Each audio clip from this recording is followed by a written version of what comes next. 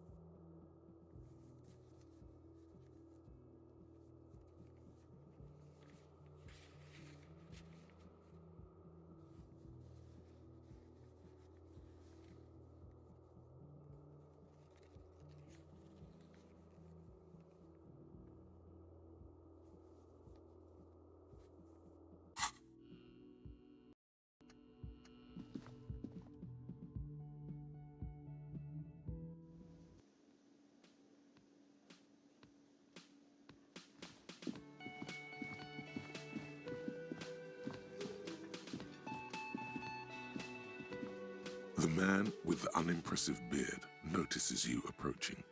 He drops the ledger he was holding and turns to the lieutenant. Mr. Gart, right? You run this place. Yes. I am Kim Kitsuragi from Precinct 57. This is an inter-district investigation, so joining me from Precinct 41...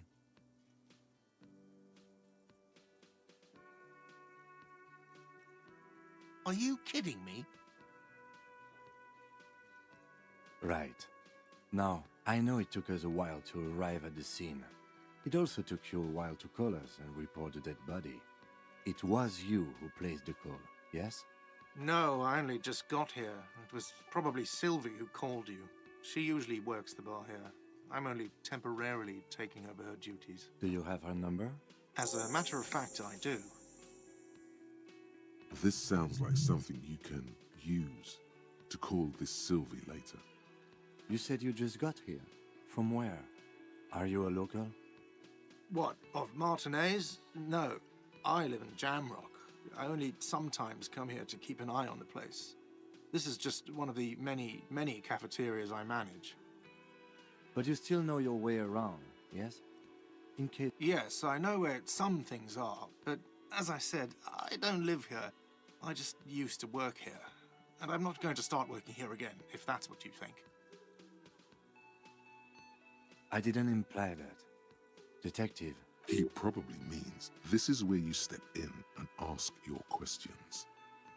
His face expresses profound doubt in your having this. Ask him about the body's location before asking if he killed him. People give up information in the more innocuous questions, which you... She went away because none of your business. Have they not been telling you you're a cop?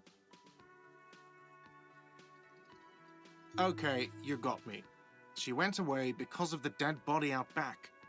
And because I asked for her number. That's why Sylvie went away. I hope you appreciate that. Thank you. I asked an employee out. She didn't want to come, but felt obliged to. It was a bad idea. Now, what is so goddamn fascinating about that for you? It's got nothing to do with the lynching. Forget it. I don't know who killed him. I'm not the police. That's your job. What are you, crazy? Of course I didn't kill him. Let's go. Not so fast. You owe me 130 real.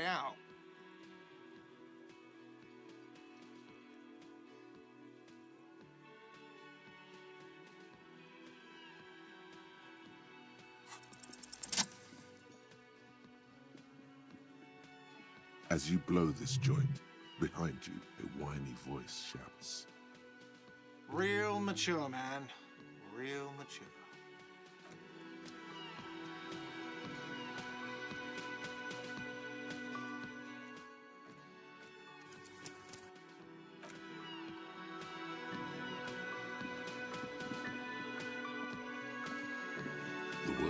is in a deep slumber. Perhaps he's on his way to where you just came from, into the primordial darkness. The worker continues to nap, undisturbed despite you shake.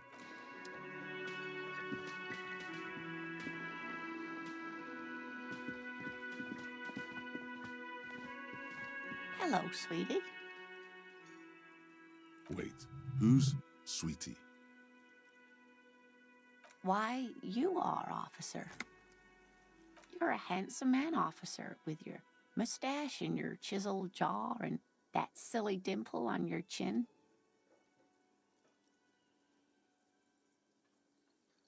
You must forgive me. I'm getting so scatterbrained. I completely forgot to introduce myself. I'm Lena. My husband Morel and I are staying with our friend Gary just down the street, but I come here for tea when they're away. This Lena is wacky enough for the motley crew. Hire her on the spot.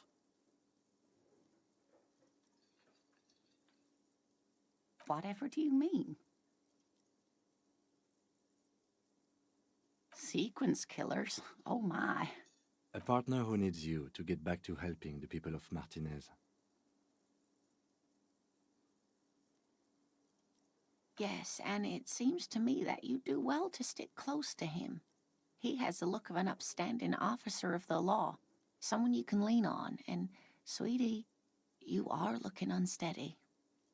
And even if he weren't there, I don't think you'd have much use for me. Thank you, but Martinez isn't the most wheelchair-accessible place, you see. I'd slow you down. Perhaps another time. Yes, dear. I'm a paraplegic. A paraplegic is someone with limited or no ability to use the lower half of their body. Paraplegia is caused by spinal cord injuries, like falling from a great height, or a grenade explosion. No, dear. I'm not quite that old, although I was injured in the line of duty. Nothing so glamorous, dear. Though when I was young, I dreamt of planting the Revacholian flag on some figurative peak. I was a training and development manager at a rapidly expanding mail-order shoe company.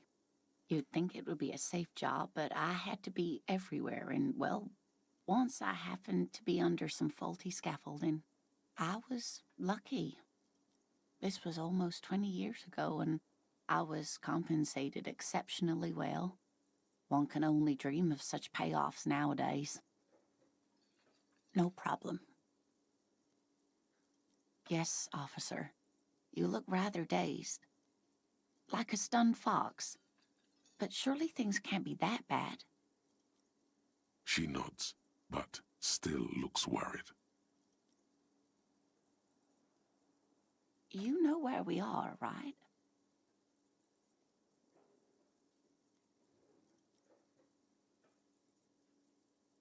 That's right. And where is the Whirling in Rags cafeteria itself located? Yes, indeed. We are in the fine city of Revachol. Yes, great. See? We're getting somewhere. What else do you know about our city of splendor?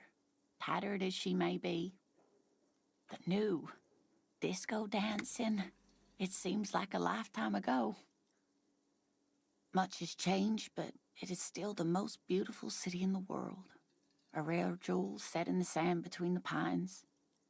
Everyone says so, even foreigners. Speaking of history, you know what year it is, yes? That's right, dear. How splendid. Here, take this pen. Knowledge should always be rewarded. Her relief is palpable. She was getting pretty worried about you there, but now she relaxes her shoulders. I can tell that this is taxing for you, so I'll just ask one more question. What regime are we living under? What mode of government?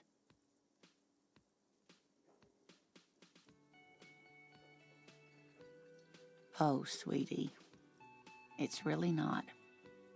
Revachol is a zone of control led by an alliance of foreign powers called the Coalition. We have almost no government of our own, and certainly no dictatorship of the proletariat. But they still have cops. Oh dear. And you were doing so well. There aren't any cops in Revachol, not in the traditional sense. The status of law enforcement has been a complicated matter since the revolution. But we should stop for today, sweetie. You look like you need a break. Besides, I'm not the best person to explain the big things to anyone. She's scared now. She's realized you really are brain damaged.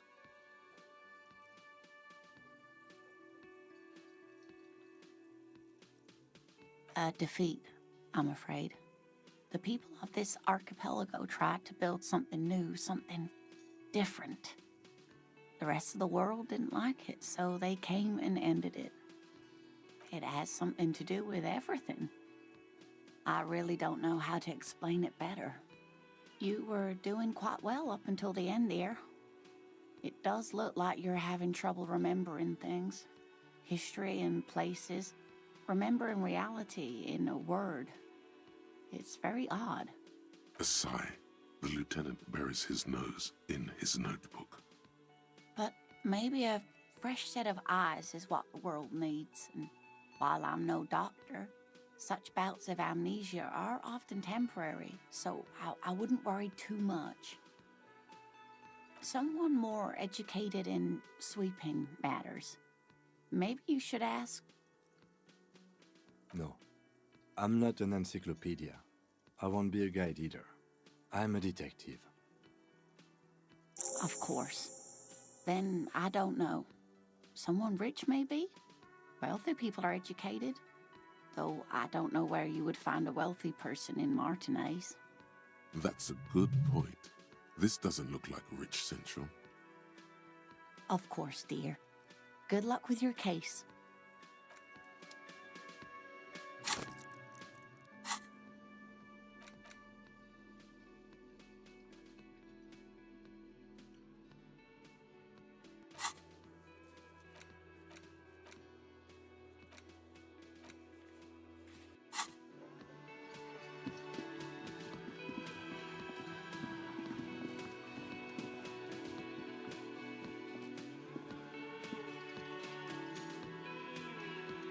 You see a heavy steel door with a prominent dimple.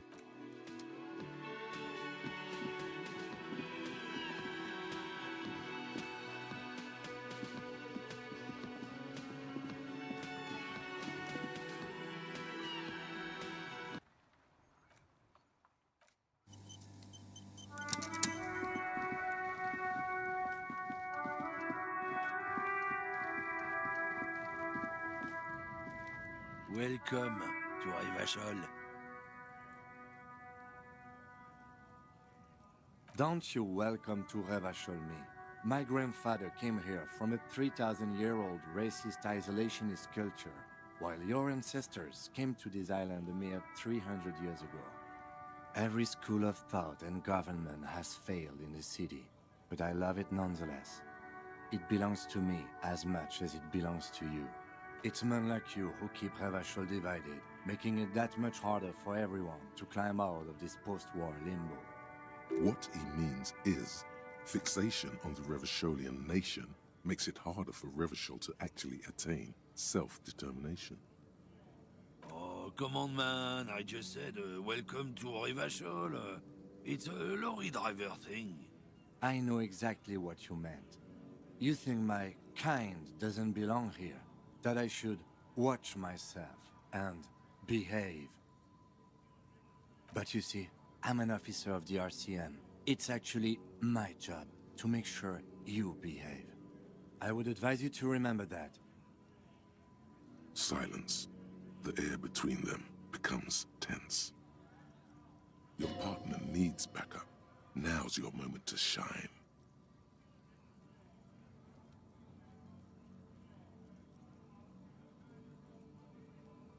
I haven't learned anything I didn't know before. The lieutenant exhales. and resumes his regular calmness.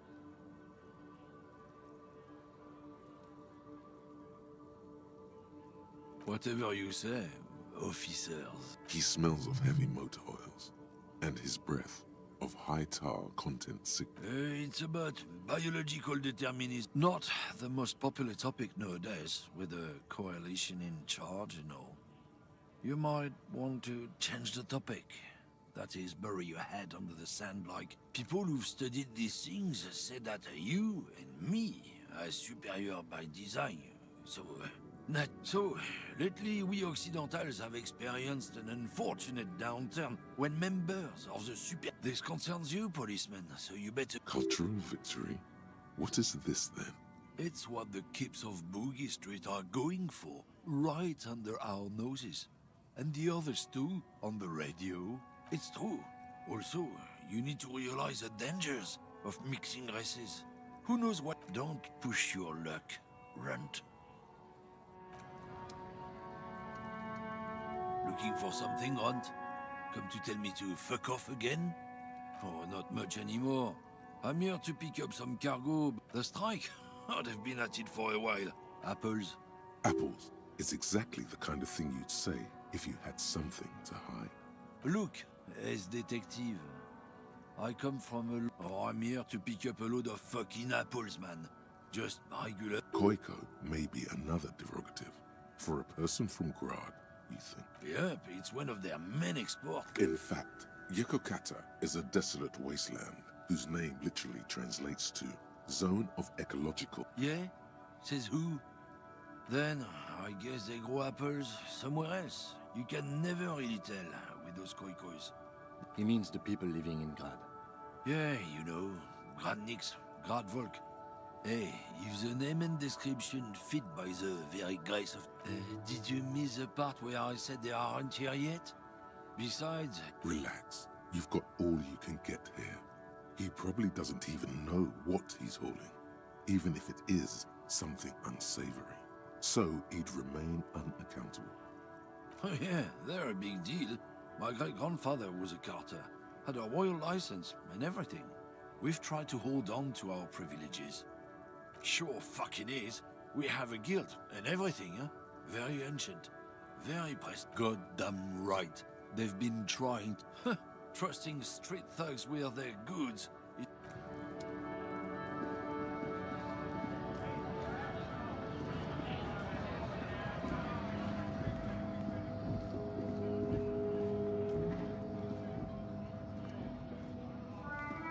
A lorry stuck in the track. The windows are clear. They've been recently washed. The driver has adorned his space with a substantial collection of peculiar paraphernalia. Proclamations about honor, strength, and purity are glued to various panels.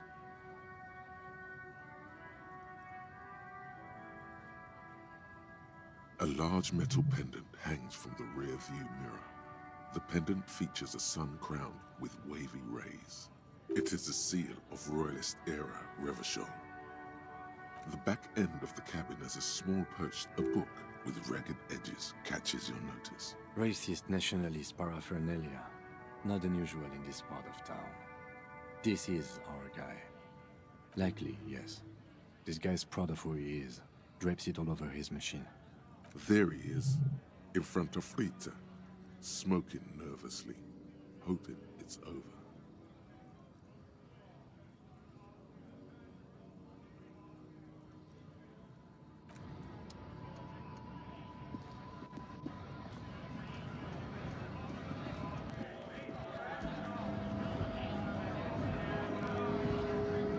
Scab? You're hazy on the notion of a scab. Smells like politics, though. Maybe it's got something to do with the flasky. A kind of a worm, content with mere survival. They come, they want to do our job for shittier pay, screwing over both themselves and us. Gotta be bloody stupid, freaking evil to Scab. Or I guess, scared maybe. But scared of what? Of who? Personally, I'd rather beg than Scab. If the gentleman shouting on the street came begging, maybe they'd have gotten something. We've explained the matters, but they don't listen. This lot would be reasonable and go home if the big guy wasn't riling them up all the time. I was just messing with you. No one's ever seen a cop scab. Imagine, you cops going on a strike, but then another cop comes in and says, let us cop for less money.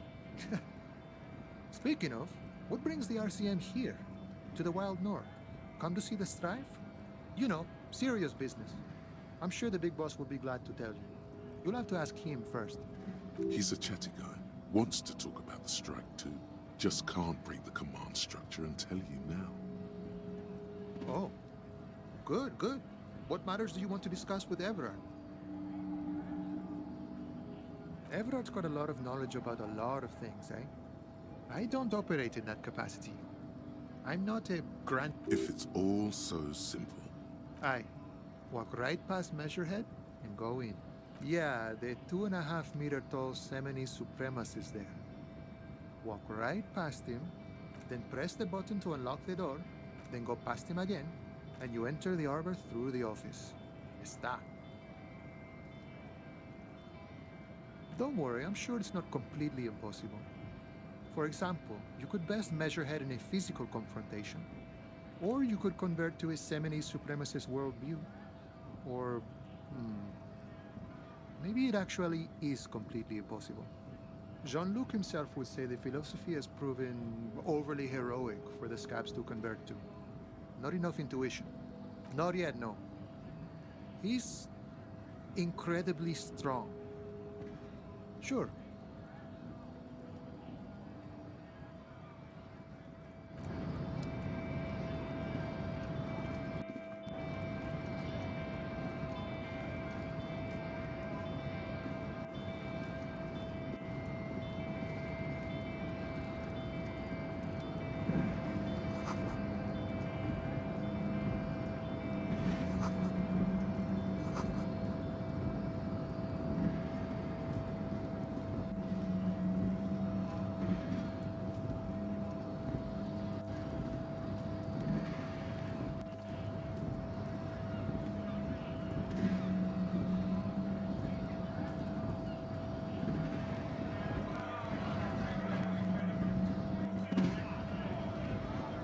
Bastards!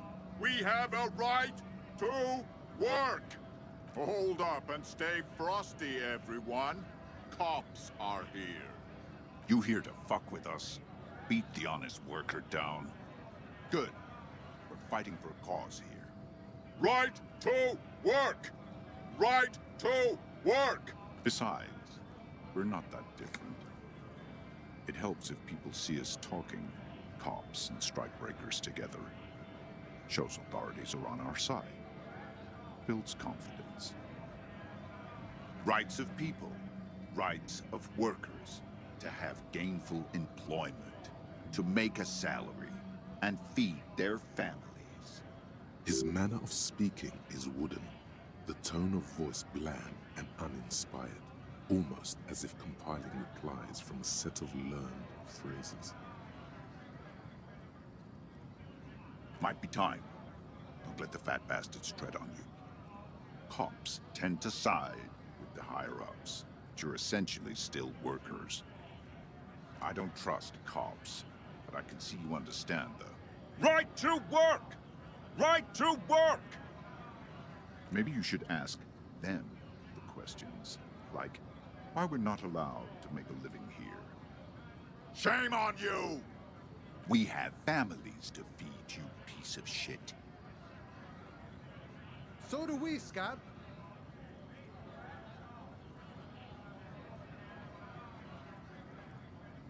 When a bunch of ungrateful, lazy cockroaches can't get their act together, decide to block honest work for other people.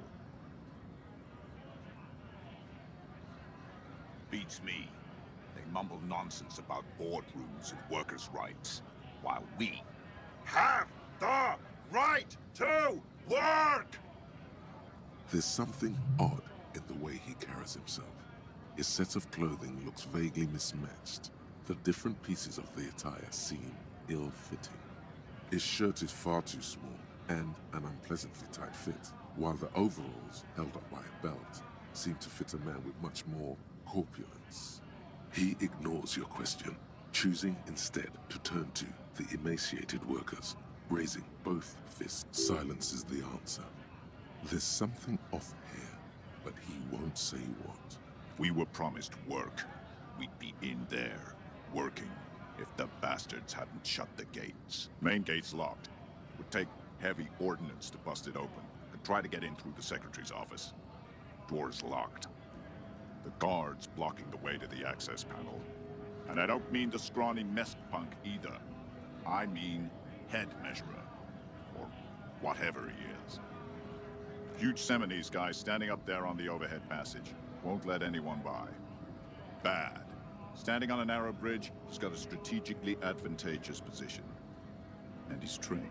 I don't know how the Union has a trained killer up there. But that one's no joke. And my men are tired and hungry. They're workers, not fighters. Why don't you go arrest them instead?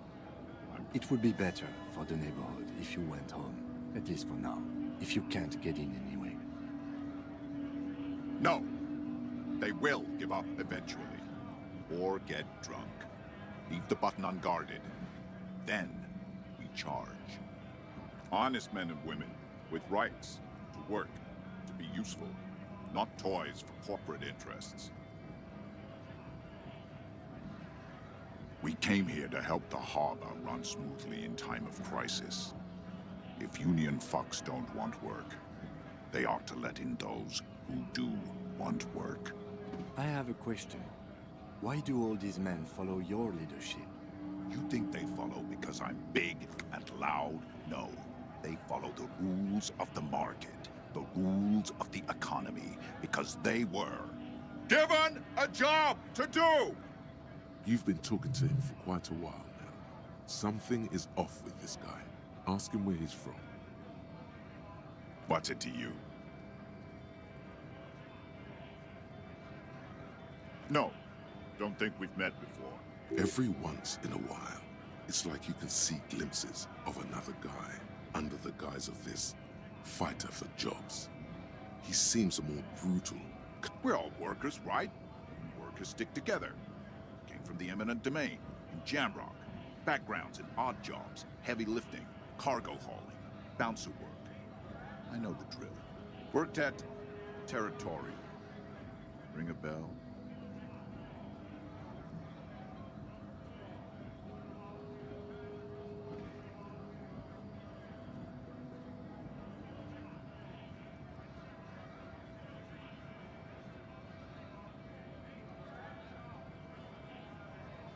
Uh-huh. It was a long time ago.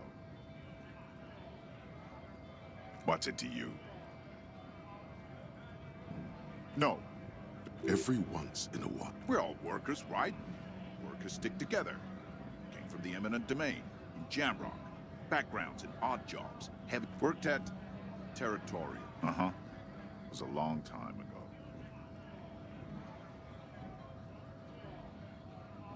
Have fun. Union shits are on full strike.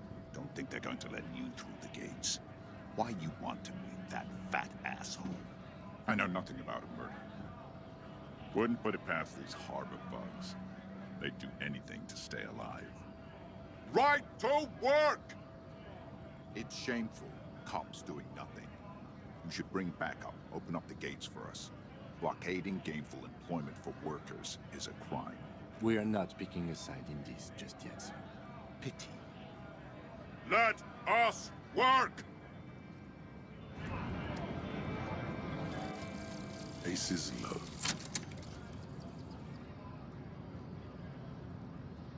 For the rest of the world, the Aces Low is just some cool Revachol thing, politically neutral. In Revachol, it still holds revolutionary connotations. Also, have you looked at Lieutenant Kitsuragi's clothes? He wears a bomber jacket, just like the ones worn by aerostatic brigades. And those cargo pants look like they could fit tools for hot-fixing your burning aerostatic. You should ask him about this.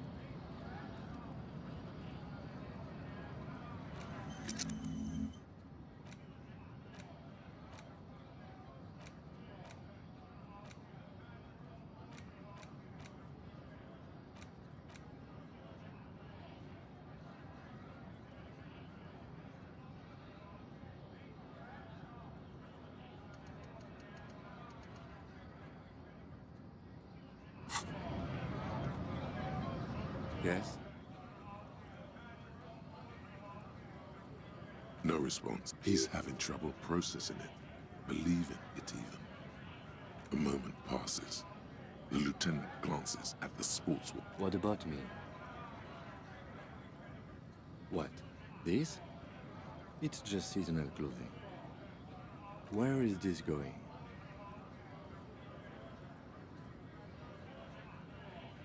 Interesting. I think it's called a brain. It's no mere brain.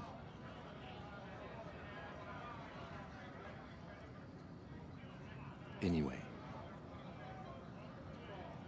I do not have a thing with Revolutionary Air Brigades in particular. Okay, I wanted to become an aerostatic pilot. Then I turned 10 and realized we no longer have an air force.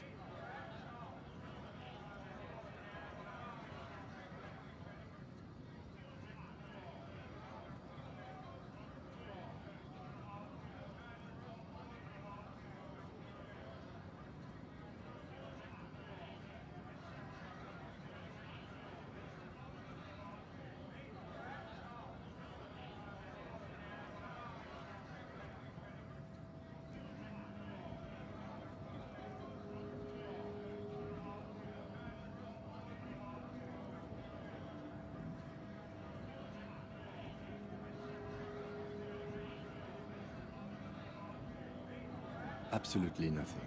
The revolutionary must have added a little luster to it for a 10-year-old Kitsuragi. He will never admit it, though. I've noticed. And okay, the Revolution employed a more forward-looking 8-rotor design. Their blades were foldable, and their pilots were better trained and motivated. I see this from a purely tactical standpoint, of course.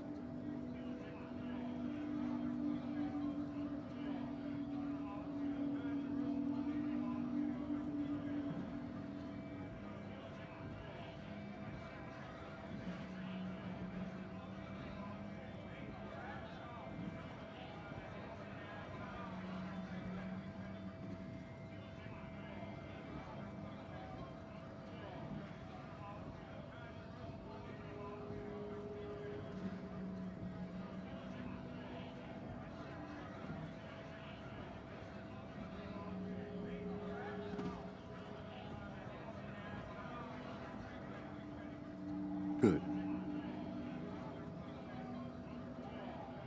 What do you mean? I have no idea what you're talking about. The lieutenant's conceptualization skills must be rather rudimentary. What? Think? I do most of my work inside my notebook. The lieutenant produces his familiar Mnemotechnique A6, and we all have our different mediums. His is written.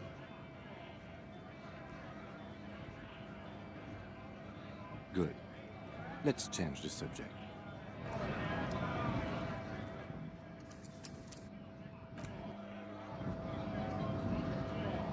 Yes? What about me? No. Your brain sends the signal to your lips, but they refuse the order.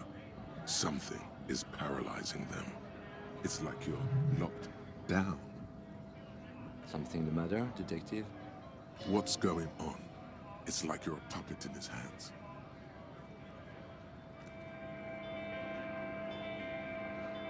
The lieutenant relaxes his eyebrow, and you seem to regain control of yourself. Good.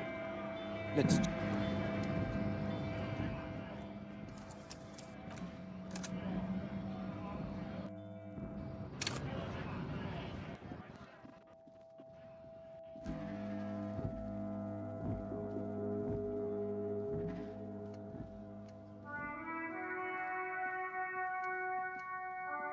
Looking for something, Hunt?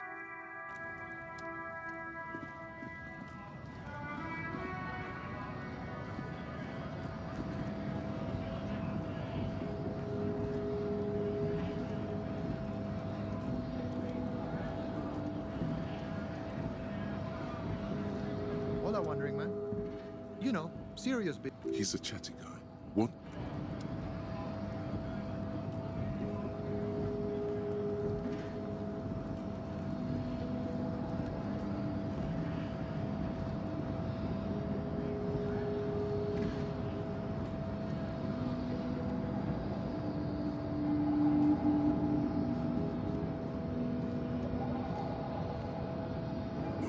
He betrays your degeneracy. Yeah, Measurehead. His body totally betrays his degeneracy. You have succumbed to Al-Ghul. You reek of it. An invisible sword of Al-Ghul emerges from your throat. You cannot see it, but others can. It is making the woman in my company sick. It's not good. It's like a rat crawled into your stomach, got drunk and drowned. No, you don't. You need to get another drink. Does this remind you of someone? The guy down there?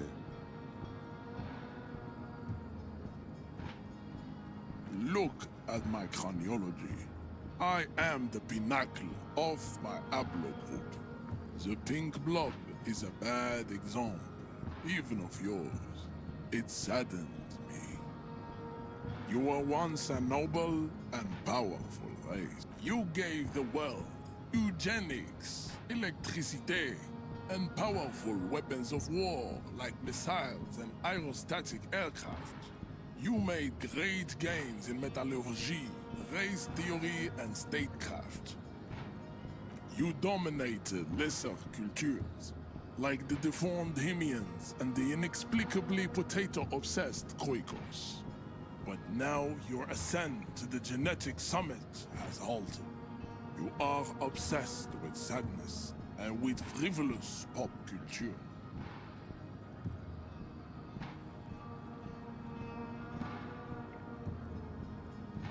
You will be superseded. Isn't that right, babe? It is, baby, yeah. You know it. There is a button right behind it, just out of reach. It must be the one that opens the door to the harbor.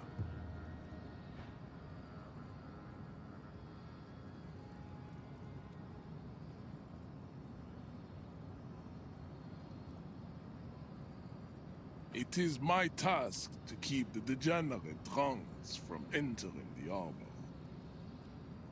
Enough with this begging. You should bring your troops to the Simonine Islands, and to Bugist. The walls will be lined with bottles of Al-Ghul, your beloved beverage.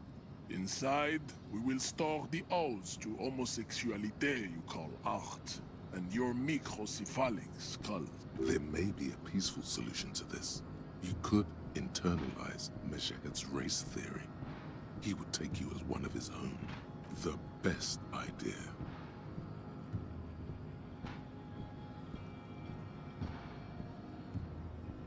Don't be vulgar. White or not has got little to do with this. Mr. Clare is a man of vision and means. He has the will to confront international capital. Something your race, like jam, individualism. You have gotten these ideas from degenerate youth culture, have you not?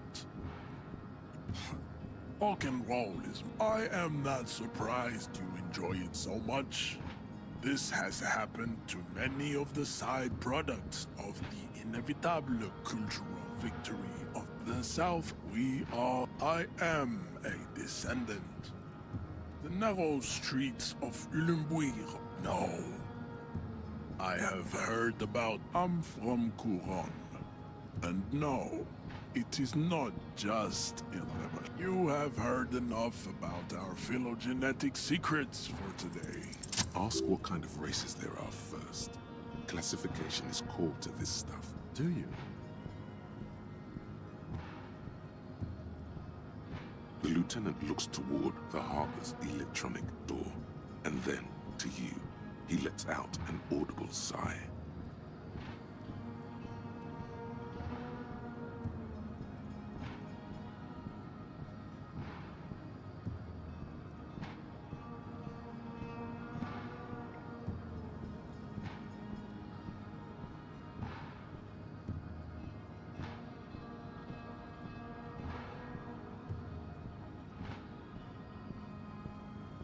are obviously a liberal, Sayolite.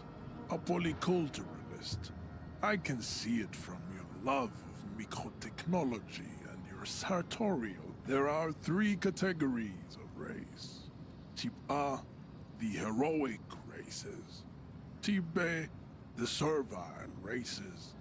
Those are the Simonese, the Areopagite, and the Occidentals, excluding the Maun, of course. The Maun are riddled with eczema to the point where they find it impossible to smile. They are all lactose intolerant, a common result of inbreeding.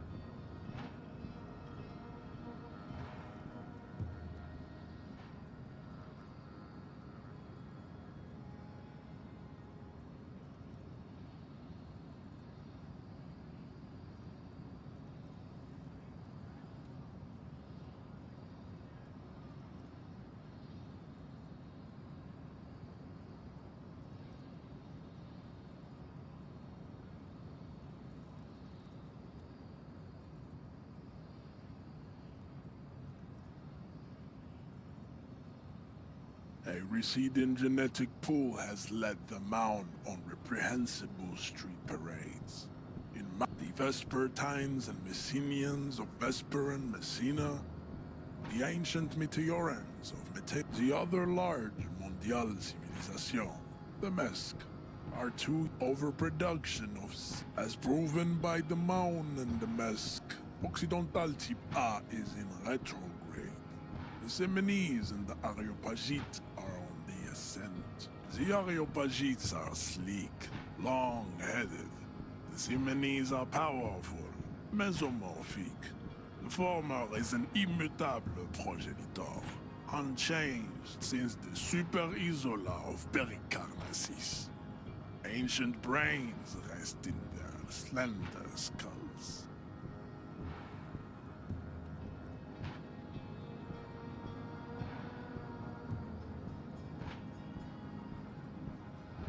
The latter is perfected adapting.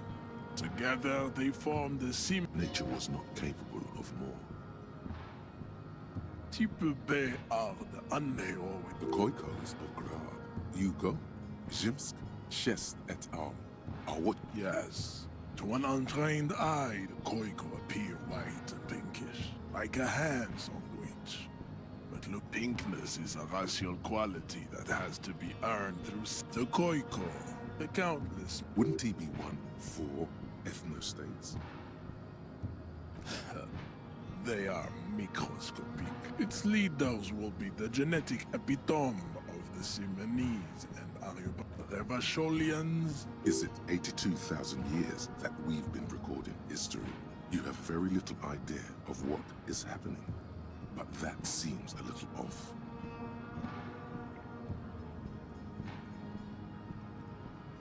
The revolution came to Ravachol from... The revolution is fatal familial insomnia. I read it enough of Tibet mediocrity. Tips CF are a museum of failed chimeric experiments and tragic maladaptations. It would be cruel to entertain ourselves with their deform. You understand nothing. To solve the great race enigma you have, we will see. Access to the Union is important for our investigation. Am I mildly worried he might take it seriously? The lieutenant thinks. Yes, I am, he concludes. I am worried.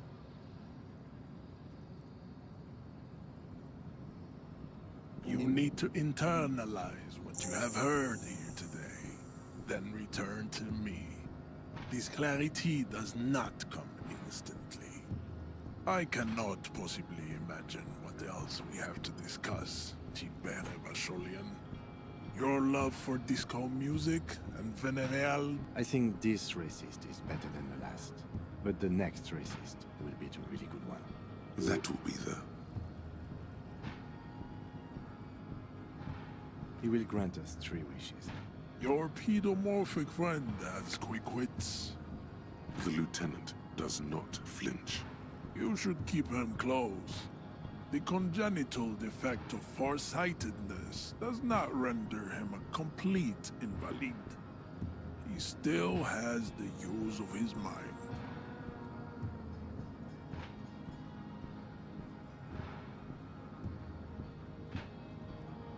Racists are generally not... Welcome to Revachol. You hear him yell at a redhead woman visiting the fritter nearby. He must think redheads are immigrants. I am not like them. I am... The drawings are precise and look true to their pseudo-scientific ambitions. One thing, however, it is not entirely free of throwbacks in the phylogen. Correct.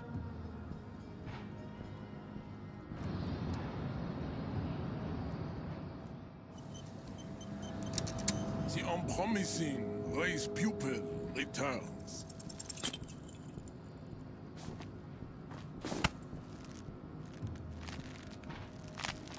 How did this happen? Your little fist is in his giant hand, and he's squeezing it. It hurts. You must be out of your mind, degenerate drunk. Say it. Your fist cracks in his hand like a ripe apple. Pain. The words to the song have changed. Say.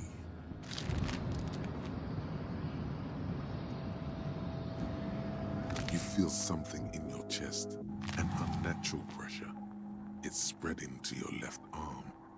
You're very, very bad. All you feel is pain and weakness. Cop suffers final heart attack. A detective lieutenant of the RCM passed away yesterday. His death, though abrupt, did not come as a surprise to those who knew him.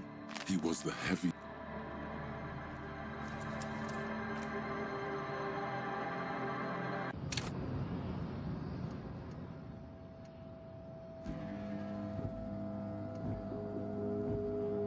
The unpromising race pupil returns.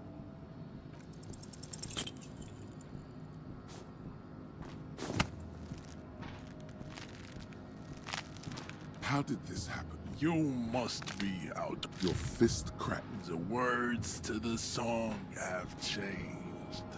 Say, I am a violent drunk. Good. Now leave before you humiliate your homoerotic.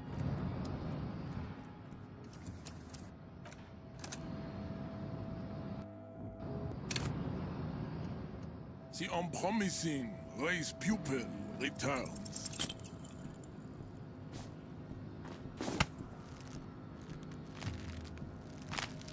How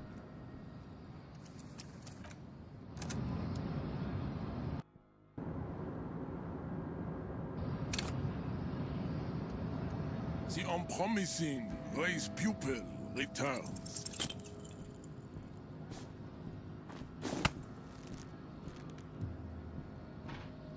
How did this happen?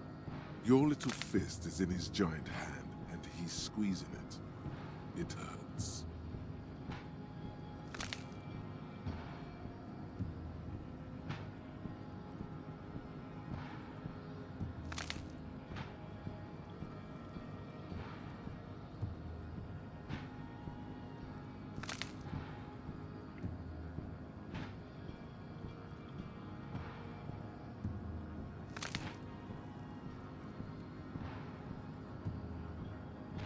You must be out of your mind. The words to the song have changed. Say, I good. Now leave before.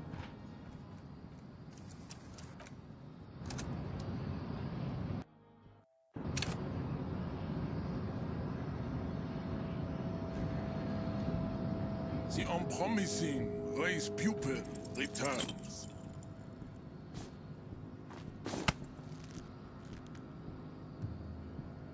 How did this happen? Your little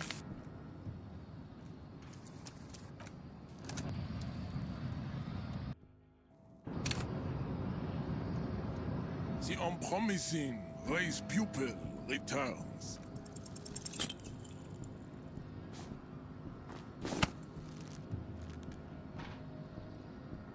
How did this happen? Your little fist is in his giant hand, and he's squeezing it. It hurts.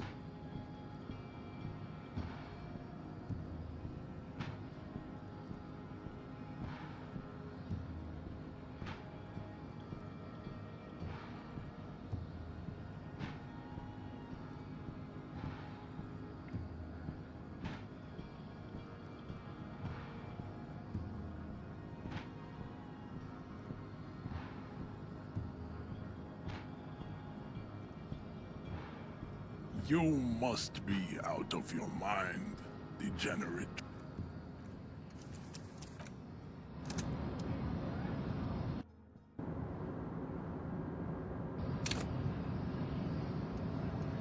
The unpromising race pupil returns.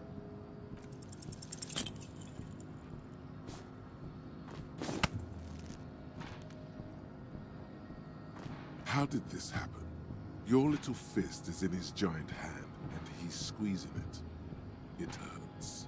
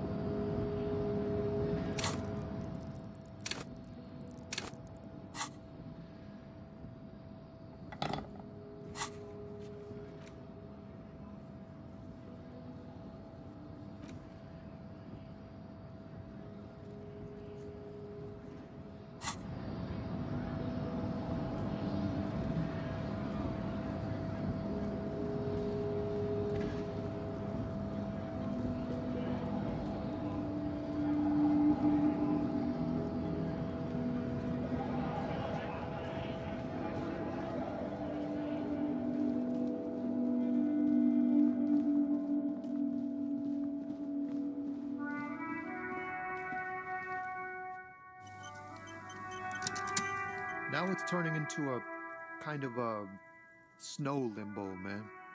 What's on your mind?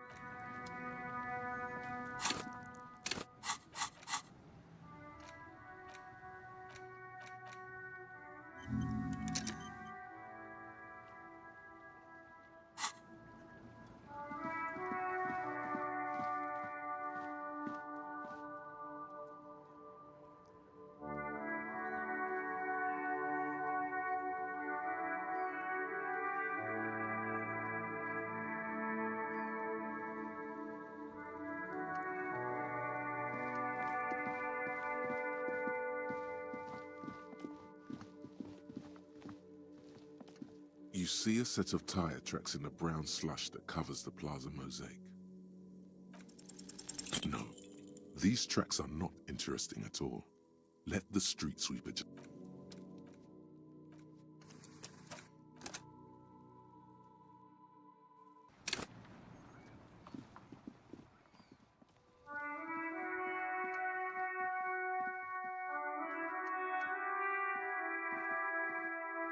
You see a set of tire tracks in the brown slush that hard to say. Your vision is blurred and you're having difficulty concentrating thanks to your relentless hangover. The tire tracks were left here by an unknown event that took place some days ago. It's a message written in the language of burnt rubber. Some of that rubber stuck to the tiles right in front of the whirling in rags. This is point A. The driver started there and then accelerated straight into the fence. The driver proceeded to back out of the yard, barely stopping before hitting the adjacent building, before heading south. Must have been in a hurry. I'm not sure. There are plenty of traffic accidents waiting to happen in Martinez. With the jam right here on the roundabout, I would keep them separate. You could follow the track south. There seems to be a canal there. See where they went. If you... You are correct. This is a rather motor carriage-friendly city. Somehow that makes you feel scared. You don't know why.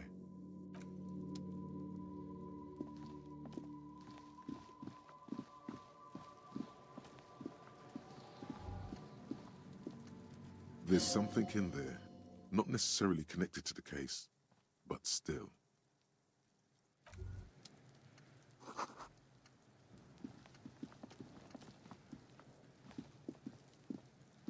There are several footprints in the mud, left by work boots, anywhere from 6 to 12 pairs. Heavy work. Isn't this something an industrial worker would... Noted. Maybe more than 12. No. 1. Standard 2. Stand 3. Hobben 4. Standard work boot. Number 45 or 46. You don't know. It's 5. Another 6. An aberration. Impossible to tell. Could also have been an adolescent. The 7. The glowing out 8. And yet another... How many? I was pretty off then. I counted 20. I never got the hang of it. Hyperopia. Do you see anything out of the ordinary? 200? He might be right. 200 kilograms of living weight is unlikely. Probably yes. This would also fit with the victim being dead from a previous gunshot wound. They had to carry him, because he could no longer... Is there anything else that's noteworthy here? A woman? Or a kid? Understood. Anything else? Interesting. Let's name it the old soul. Someone operating a workbench with a pedal? Like a joiner at the harbor. Or maybe a drummer? A drummer only uses the right foot for the kick drum. You're right, it's stupid.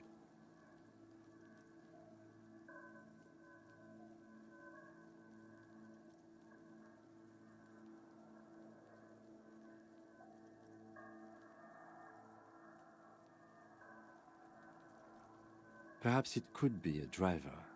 A driver would wear out the right shoe before the left. The accelerator is on the right. He doesn't seem to hear you. We should keep our eyes open around the traffic jam. See whether anyone strikes out as a potential suspect. Seems prudent, no? You're right. Let's keep a low profile. A week, maybe? 7 days would fit the time frame provided to us by the caller, who reported the hanging.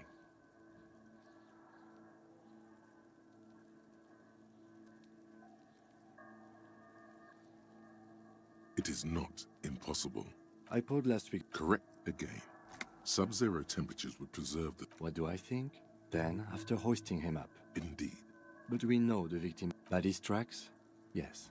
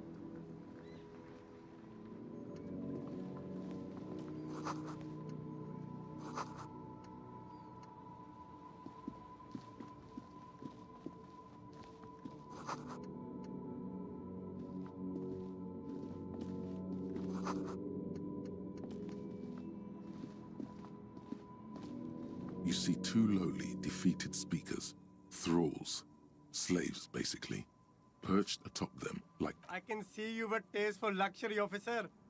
Can't keep your eyes off those sneakers? These once respectable speakers have been conquered, reduced to a mere prop by the indomitable. A small heat emboss on the veneer reads, Solidarity Aid from the People's Republic. No, don't look at the speakers, officer. Look at the sneakers. The sneakers are the stars here.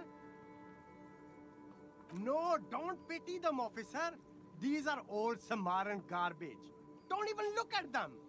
Samaran trash? That sounds like they're from the Samaran People's Republic, produced under the dictatorship of the proletariat. No way, officer. These aren't for sale. They're bad speakers. Low-fi socialist junk. Well, if you want them, but see, they are the pedestal for my sneakers. If I let go of the speakers, where will the sneakers go? I can't leave premium lifestyle sneakers on the ground.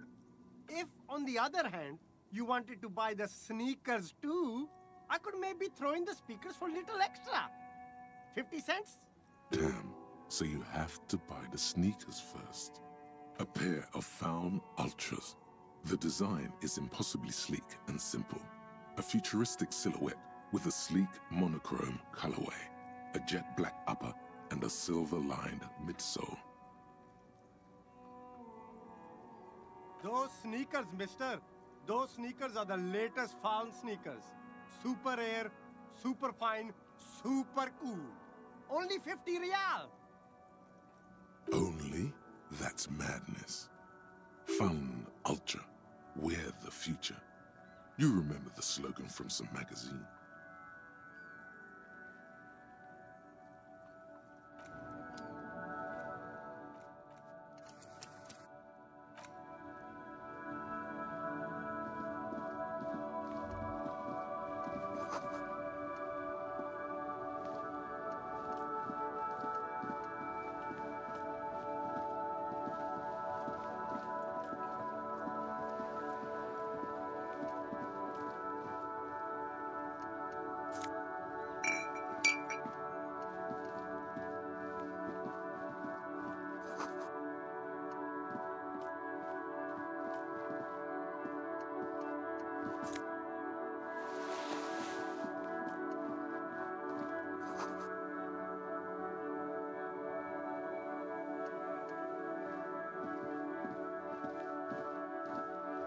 A couple of indicator lights are missing from this control panel. Loose wires dangle from the now vacant holes. In the middle is a lever. Beneath it, a small metal. This panel usually closes the water lock, turning it into a... You pull the lever all the way up and nothing happens. Nothing happens. A cold... Nothing happens. A cold... Nothing happens. Nothing happened. Nothing. Nothing. Nothing. Nothing. Nothing happens. A cold gust of wind blowing in from the sea interrupts the silence of the situation. A spring brings the lever back to its original position. You still need to close the water lock to get across the canal. Some other way. Wasn't there a sign over there saying functionality will be restored on Wednesday morning? You pull the lever, or nothing happens. A spring brings... Wasn't there a sign over there?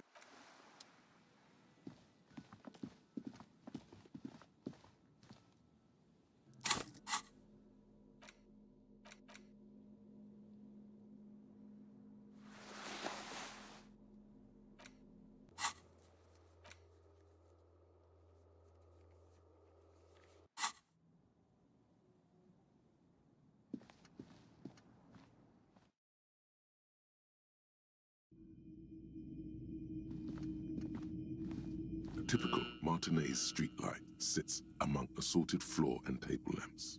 The light pole, has been carefully cut, and the wiring has been redone and attached to a standard indoor plug.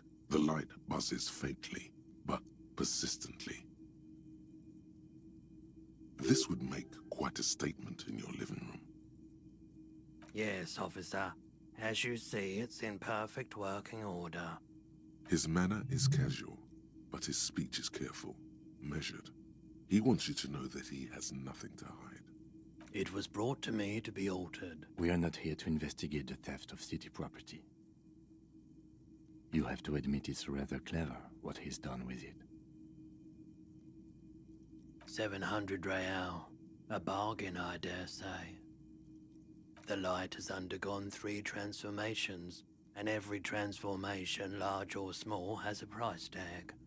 The light has been removed and rewired.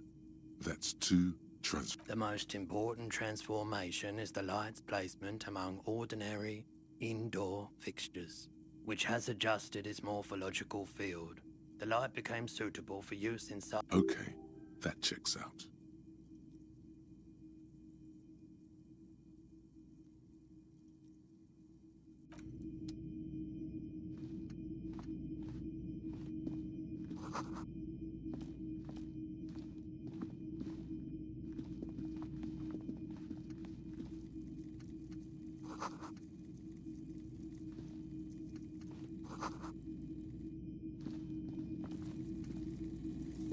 You see rows of toy soldiers guarding the rest of the trinkets displayed on the table.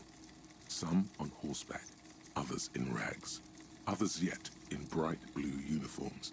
Try to find something pretty and cool here, then use it to win her back. Yes, buy something nice, a figurine. They're not all blue. These figurines also wear gold coats and caps, complemented by orange trousers. They are very... This is what the loyalists looked like, yes, at first. Then they wised up and got camouflage. Which ones? Ah, those. Yes, they are. I find the paint job a bit gaudy, but children like the bright colors indiscriminately. Big men on big horses, clad in lamella armor and carrying flintlocks. The kind that would mow down a line of enemy soldiers in the blink of an eye. Franco-Nigerian knights. I used to be very serious about these guys. This set of soldiers isn't meant to look impressive. A few have rifles, but most of them carry pistols. Some even shovels and tall sticks. You're probably talking about the revolutionaries, yes? Yes, they are soldiers, revolutionary soldiers. I think their poverty has been exaggerated for effect. When you place them next to the royalists, it doesn't seem like they could possibly win.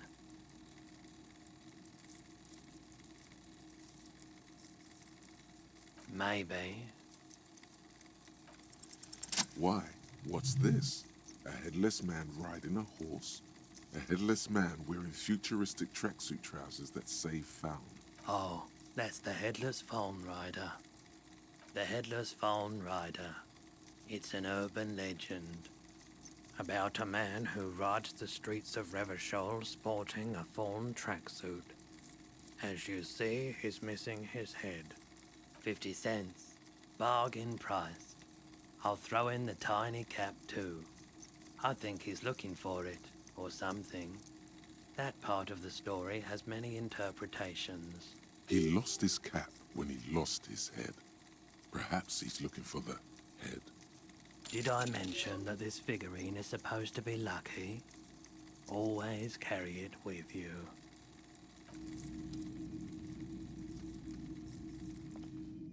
The boomboxes on the shelf look well-loved and well-traveled. Chipped, dented. They stare at you with the unblinking eyes of their tape reels. One especially catches your eye. Deep gold and amber plastic with a big old handle on top. A classic boombox that says, Stereo 8 approved. This is you. Golden orange. A sunset suite. Just make sure it works before you buy it. Is the Harman Welsh W2. Made in Vespa. Designed in Seoul. Plays all reel-to-reel formats. 2mm, 8mm, 12mm. It's even got a little radio in there. It'll set you back 12 real. Absolutely.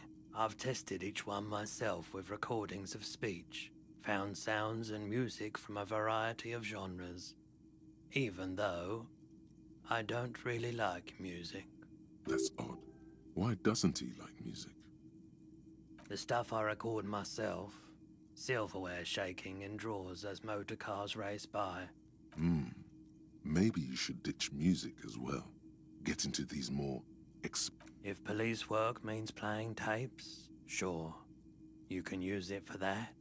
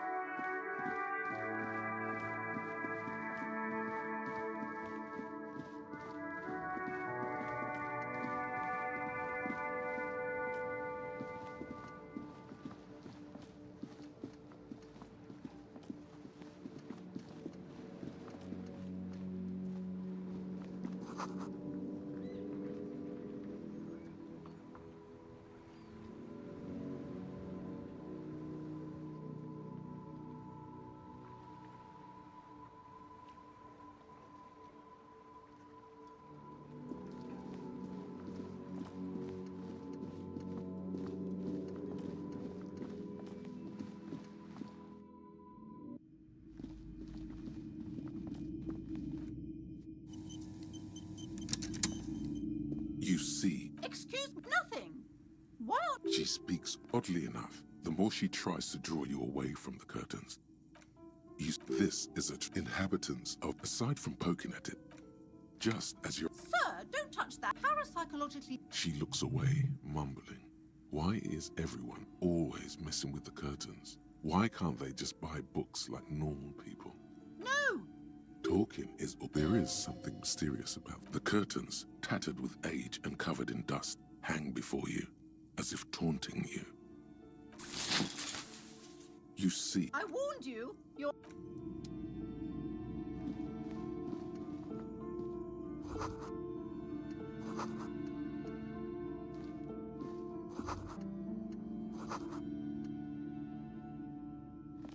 A heavy door with a missing handle stands before you, covered only in a hollowed-out dark.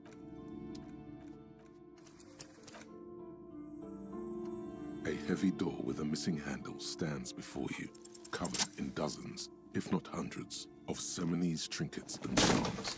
It appears to be locked.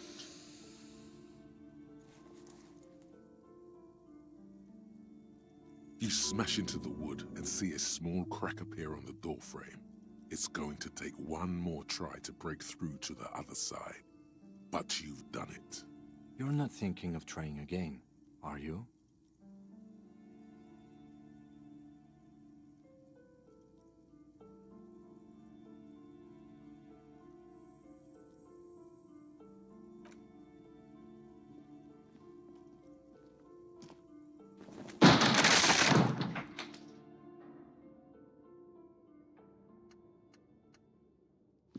What is this place? No, it's a gym. Though it looks like no one's been here in ages. I doubt the electricity still works. Good thing we have a flashlight on us. Don't forget to take it out of your bag before we move on. Some specks of dust shimmer in a faint beam of daylight falling from the window. Other than that, the room is dark.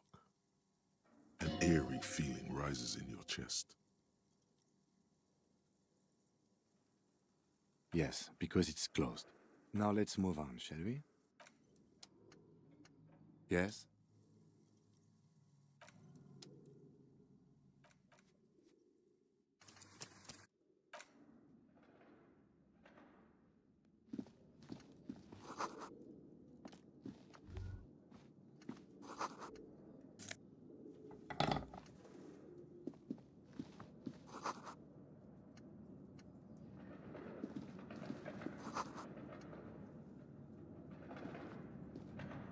A barbell lies on the floor. The color has worn off its weight plates. It's 60 kilograms. Your triceps hum at the sight of these weights. Show the world what kind of beast it's dealing with. Lift them. There are no collars on the barbell. This is a safety hazard. Why does it feel so familiar?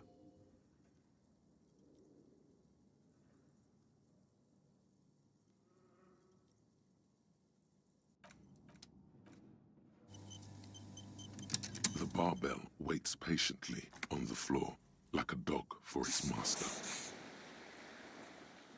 No, it's not that. It's the stale smell of rubber, the squeaky sound of sneakers, your bruised knee against the mat, and a whistle. Then the feeling is gone.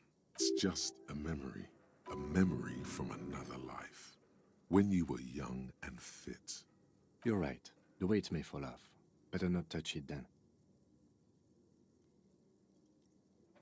It would be a violation of EPIS safety regulations if the gym was still operating, but it isn't. No one's supposed to come here anymore.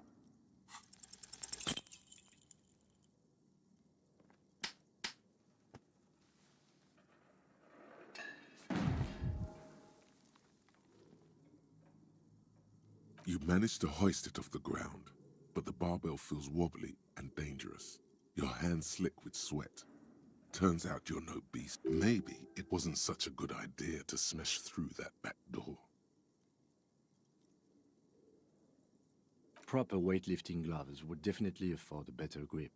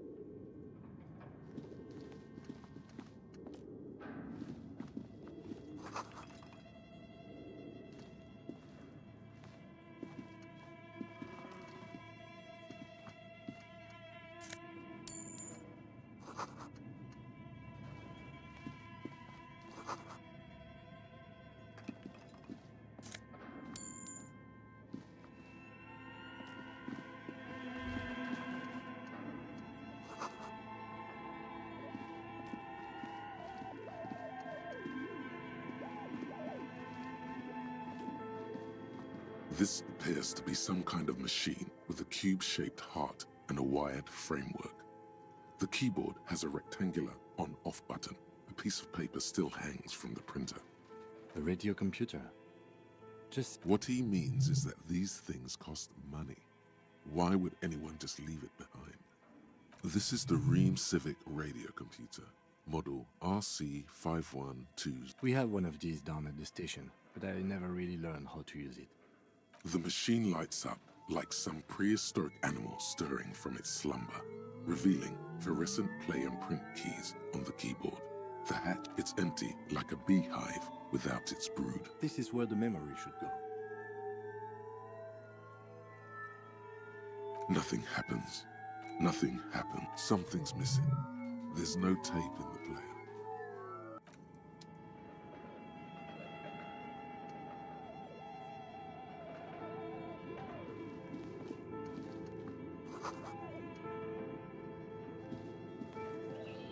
This old fireplace is covered in lines drawn in blue and red marker, the mesh spreading over the stone like blood vessels on alabaster skin.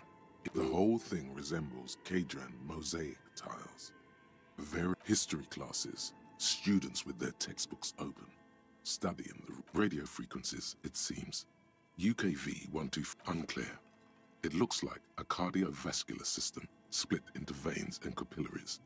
Very advanced. You think so? The web is comprised of radio stations. They must have had massive airwidth. These things don't come cheap. Someone very important. A conductor for the hundreds of story threads that pass through the game master's. Whoever decides to call in to a call-in. A list of names under the stations suggests people across 6. There's no way a little basement studio working. My God. It's as if the less money they had, the more ambitious their project became. Exactly. This schedule, I know doom when I see it. The company was running out of funding. Nothing. It's just lines on marble. An echo from times long gone.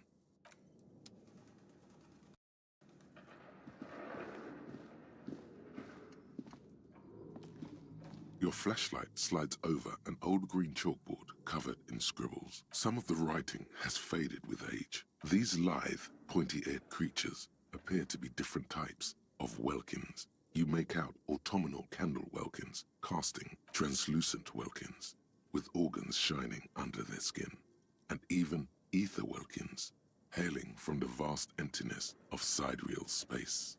Who are all those creatures? Fantasies of a tortured, feverish mind? You should adopt one of those welkins as your persona. No, one of the welkins, towering among the rest, appears to be different, however. It's Vara Hamira, a high welkin, his face white and scarred like crack. The hull door, An inordinate amount of time has gone into drawing these little welkin creatures. This looks like concept art for a project. It's not really real. Some people really like building a world, I think, even if it's just for a game. Political commentary. That one has a great beard, too. Just look at those details. So much effort. The photo collage depicts barren, icy landscapes wrapped in perpetual night. You see permafrost and glacial landforms, dead trees grown in under the snow. Entire oceans have been frozen from shore to shore. There are pictures of settlements on dried-up riverbeds, abandoned in a storm. Animal corpses in the dark, carcasses and bones. You see primitive oil rigs built into glaciers, boreal dvorg, yurts under the snow, great mammoth-like beasts of burden.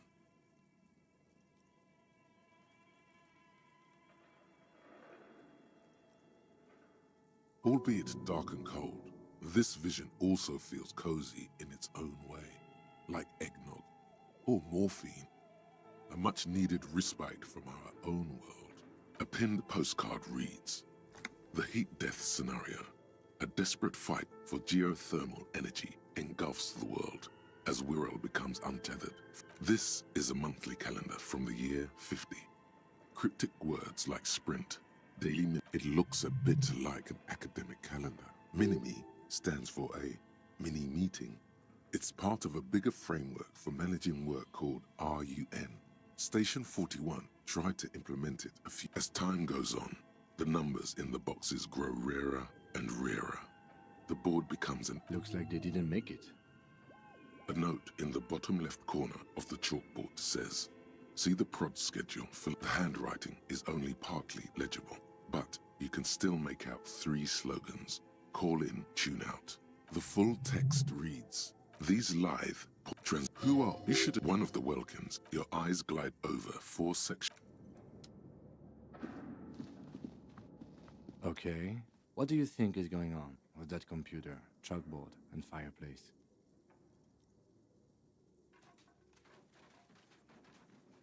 No, that's not it. Like he's ready to lay out a fine theory, crafted together like a puzzle box. It looks like one of those popular pen and paper role-playing games. Only these people were trying to automate it, make it work on radio computers.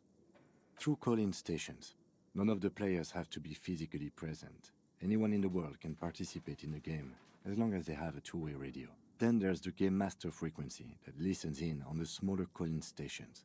I think that was supposed to coordinate the stories, functioning as a master of ceremonies of sorts.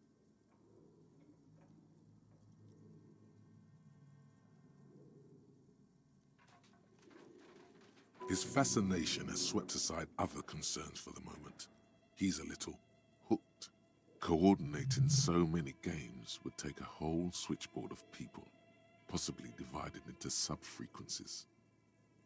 Not to my knowledge. They make automated games in Grad, Messina, Königstein. You know, places with industry. Not in Revachol West, among the ruins. But I don't think anyone has attempted to create an inter-isolary game before. We just don't have the technology. Indeed, those Welkins are a dead giveaway. Role-playing people love that stuff. The world looks like a modified version of the WeWorld board game, with hit death thrown in. Super cool. Someone should give them millions of real immediately. This game is too good to be left unfinished. No idea. They stopped filling out the schedule on the chalkboard. Indeed, it's ambitious and untethered from reality, but...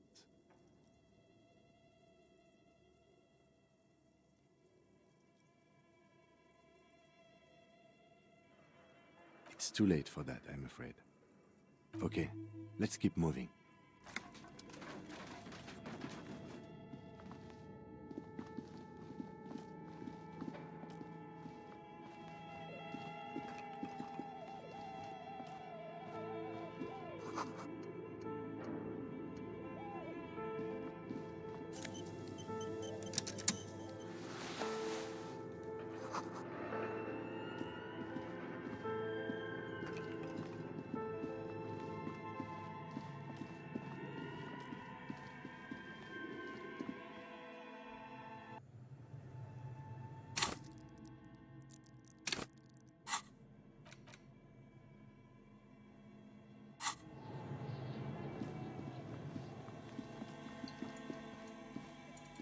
You see a terrifying ice bear with a strange compartment in its belly. The door is covered in frost, and the bear's eyes are glowing red. The bear looks oddly realistic. Is it taxidermy? The lieutenant doesn't answer. His eyes are glued to the animal. A gust of freezing cold air rushes to greet you. The lieutenant takes a peek inside. His hand has found the holster of his gun.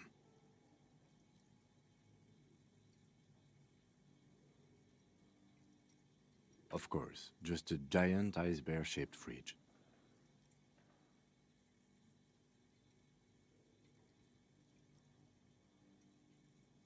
Let's take a look inside.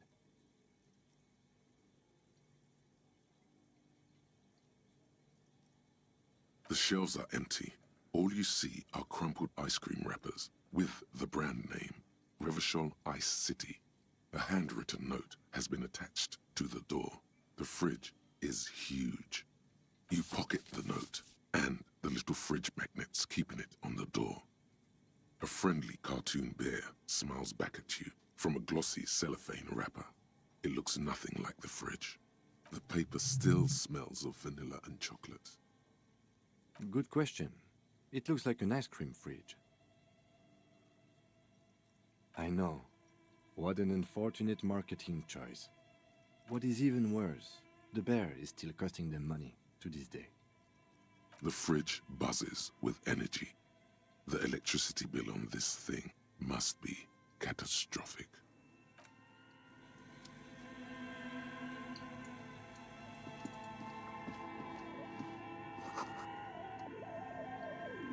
A thick layer of coal dust covers the furnace, coloring it pitch black. Looks like this furnace has a face, and it's a face of agony. Looks like it. Looks like an old central furnace used to heat the building. It's connected to the chimney. No one has used it in ages. No signs of any recent fire. Only dead rats. It's dark and grimy here. In the darkness you can hear chatter. It's coming from above. A voice or several voices talking to each other. Near the smoke chamber, upstairs.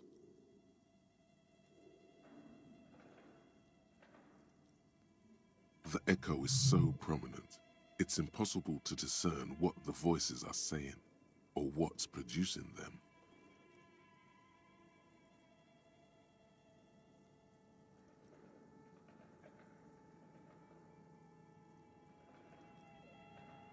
What are you doing?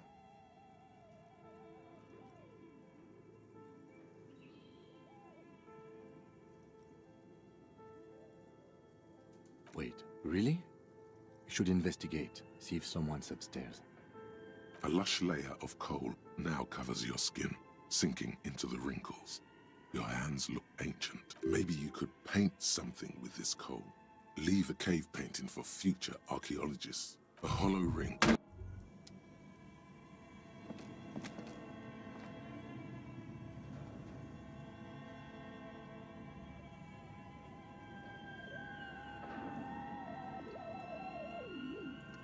You feel something in your chest, an unnatural pressure. It's spreading to your left arm, your jaw. Yeah, screaming isn't happening on account of extreme shortness of breath. All you feel, cop suffers final heart attack. A detective lieutenant of the RCM passed away.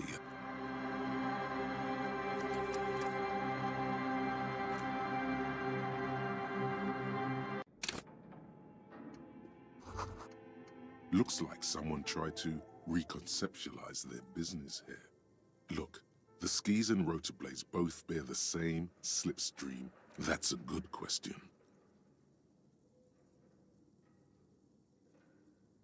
Not quite. You do know.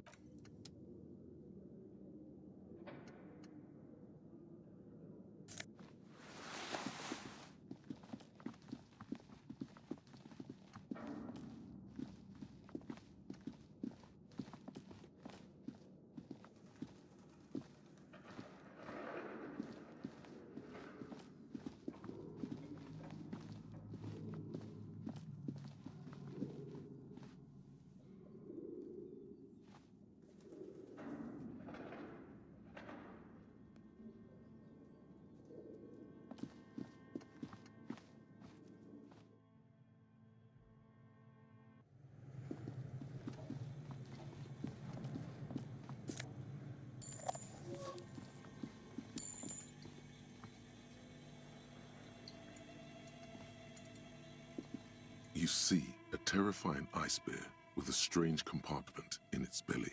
The door is covered in frost, and the bear's eyes are glowing red.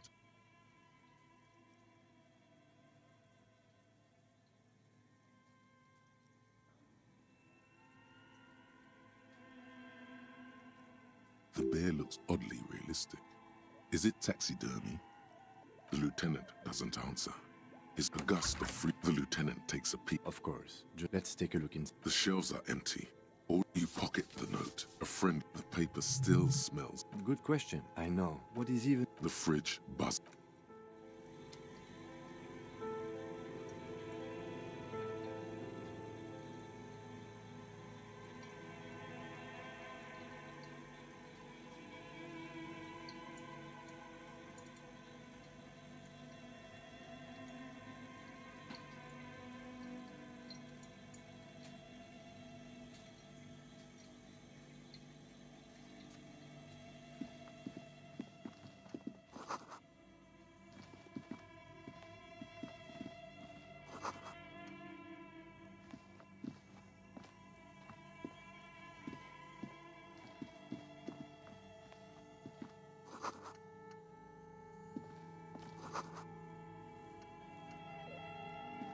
A few bricks have fallen off, revealing a compartment behind the wall. There is, yes.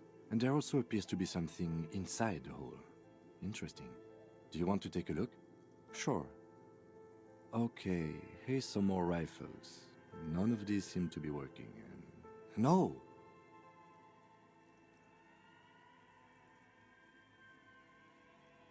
An old Belmagrave rifle. That's rare to find in such good order. Seems to no longer be functional, but still rare. Here, it's yours, officer. You found this place. It means there are firearms, albeit inoperable, still lying around in Martinez. It's an interesting coincidence, I would say. Might come in useful in the future. Seems like an old bunker from the Revolutionary period. Look at all those rifles. Must be an old weapons cache.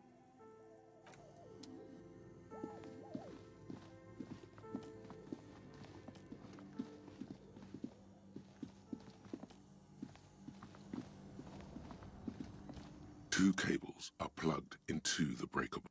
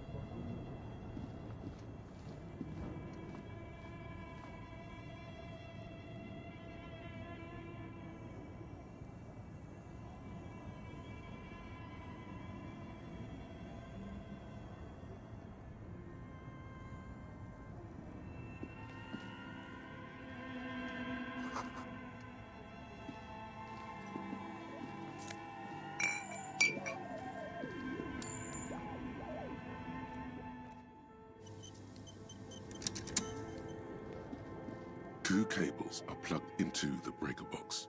The red one leads to the ice bear fridge, and the black one to the ice cream maker nearby.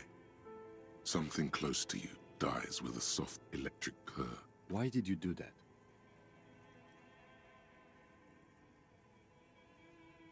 The lieutenant raises his brows, but doesn't say anything. Somewhere, a machine hums along with the current, happy and contented. An electric sizzle. The room is slightly quieter now. Somewhere in the dark, a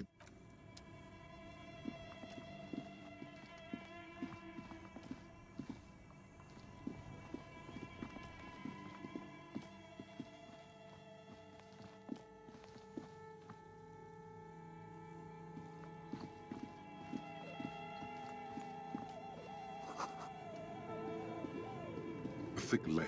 Looks like this furnace has a... Looks like it. No one has used it in ages. It's dark. The echo... What are you doing? Wait, really? We should investigate, see if someone's upstairs. A lush... Maybe you could paint something.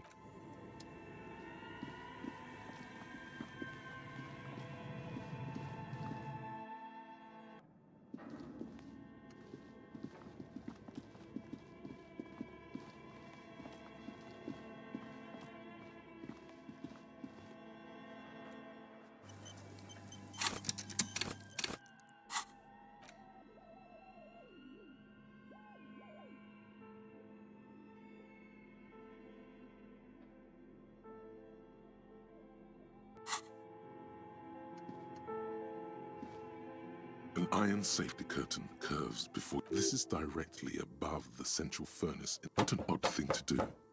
Nothing. Still nothing. Those curtains prove to be surprisingly sturdy. Your fist hurts now. There must be another way to wake up whoever is in there. Maybe we should ask the lady in the bookstore what's going on here. Bent metal, broken glass. Your path lies strewn with the broken forms of everyday objects. You are the destroyer, the bane of inanimate matter.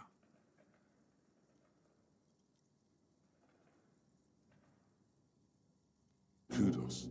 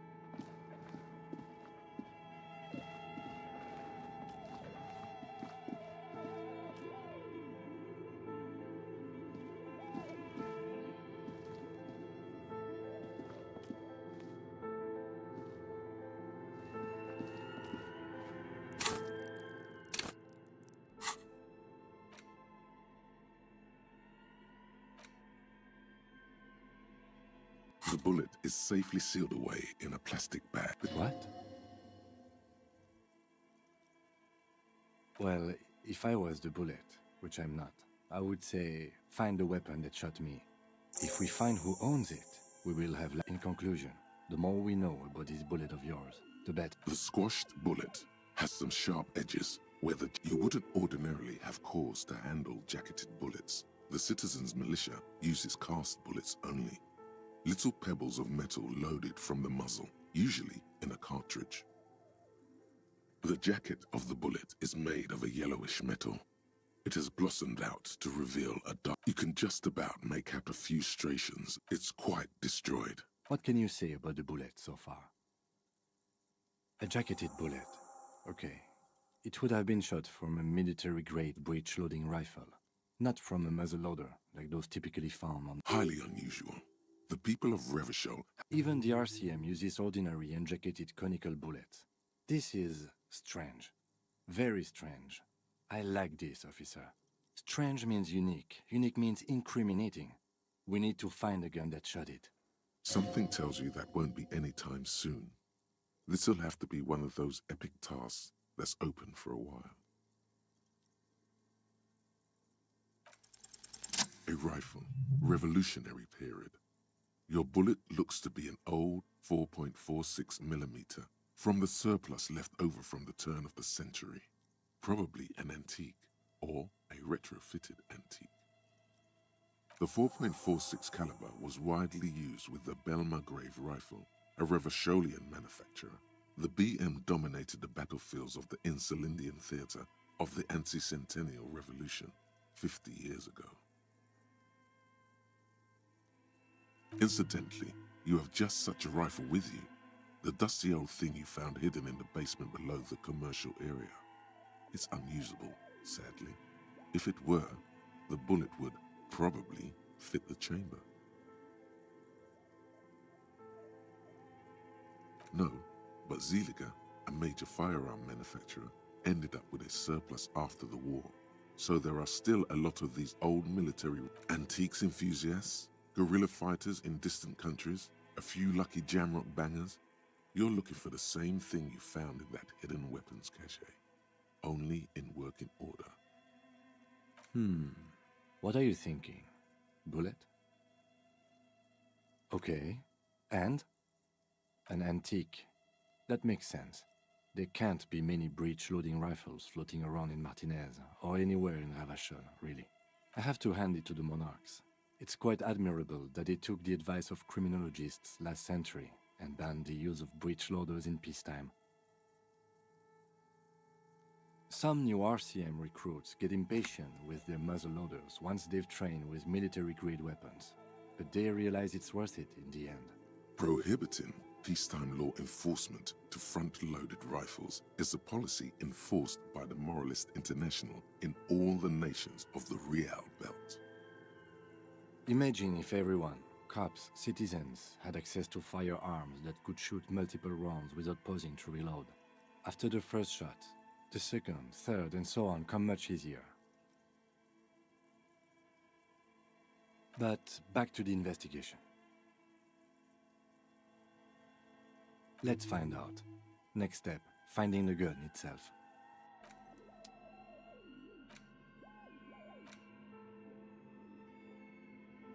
An intricate web of blue lines stretches across the torso of the hanged man. It still kind of looks like a map of the stars in the night sky, but gone. For you to discover, you've gotten as far as you will without assistance. Someone who knows about history could tell you.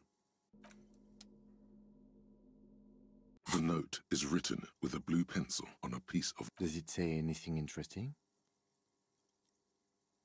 This is tangential at best, but the lieutenant's detective instinct is still active. Someone has scribbled, S. I can't believe the off-site copy is still here. The illiterate ginger kid keeps stealing stuff from the studio. You'll find the filament memory with the off-site copy in the frozen ice cream maker. Please take it home, ASAP. It's important. I'd do it myself if I lived in a civilized place with a freezer. Take care, Sully Soif. Some local miscreants, probably. There are tons of them running around in Martinez, ready to stir up trouble. We usually dispatch our junior officers to deal with them. I don't know. I assume it's somewhere close to the iceberg fridge. Didn't you see one right next to the breaker box? Looks like someone from that radio game company upstairs. I'm a little... That's a plausible hypothesis. It belongs inside a radio computer, storing its memory. It's like a tape. You listen to this... It's like the production schedule you found. Only this one's an off-site copy.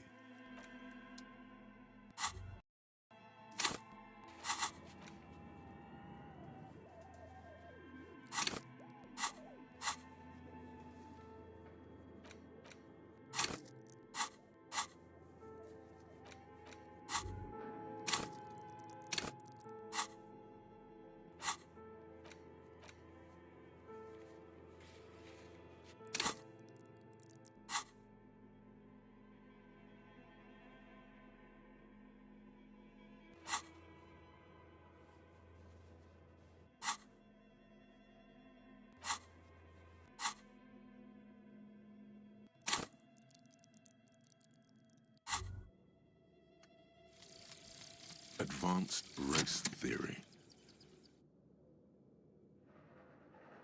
Everything is calm in the eye of the race storm. Your mind is lucid and bright. The mind-bending phylogenetic...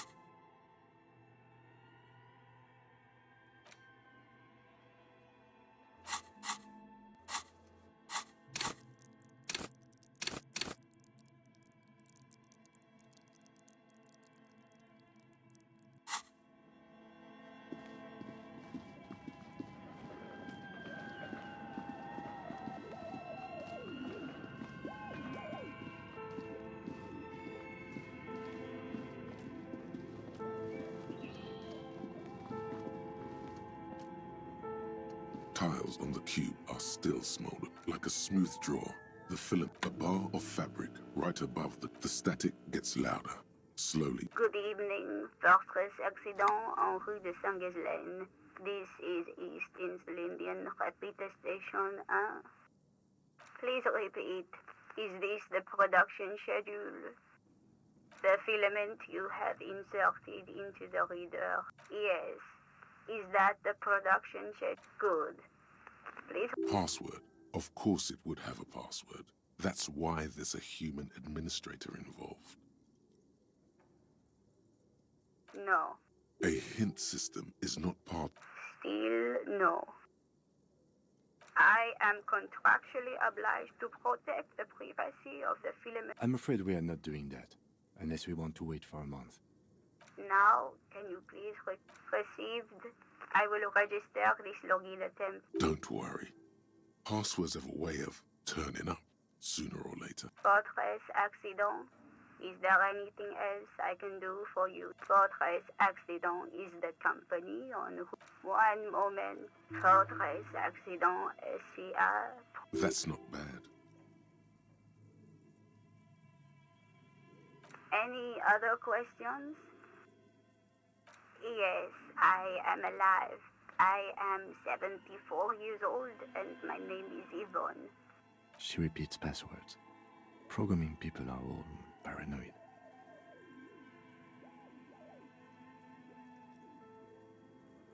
They are merely cautious. It's my job. I work as a repeater.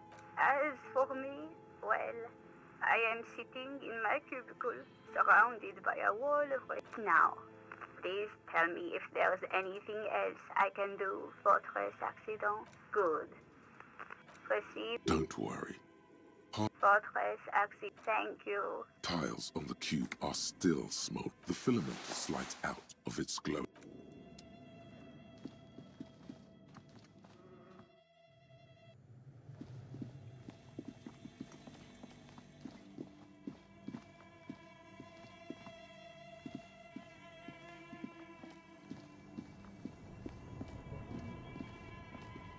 Two cables are plugged into the breaker box. An electric sizzle, something close to... Why did you do that? The lieutenant raises his brows, but doesn't.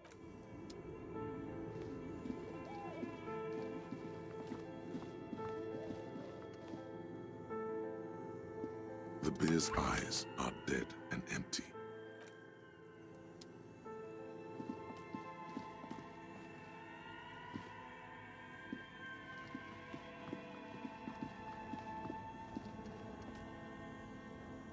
Both cables are unplugged. Somewhere, a machine hums along with the current. Happy, something close to you. Why did you do that? The lieutenant raises his... Only the red, somewhere, a machine...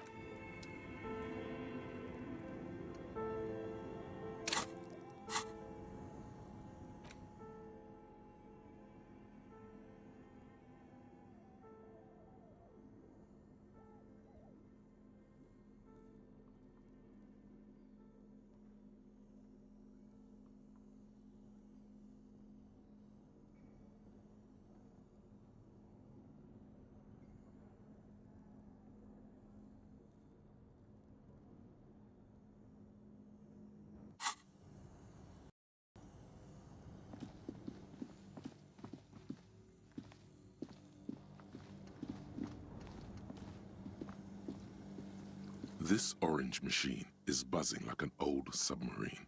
It has a hand-cranked ice cream churner on top, and turning the crank is all gone now. You'll never become a... What better to assuage the creeping sense of failure?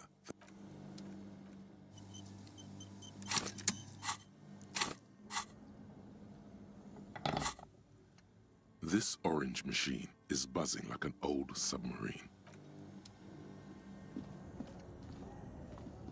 Two cables are something... Why did you do that?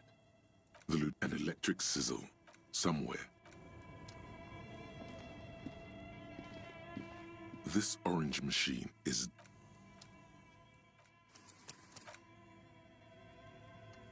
This orange machine, you slip your finger. No, this is going to need something else. If you want to try again, Equip the pry bar by...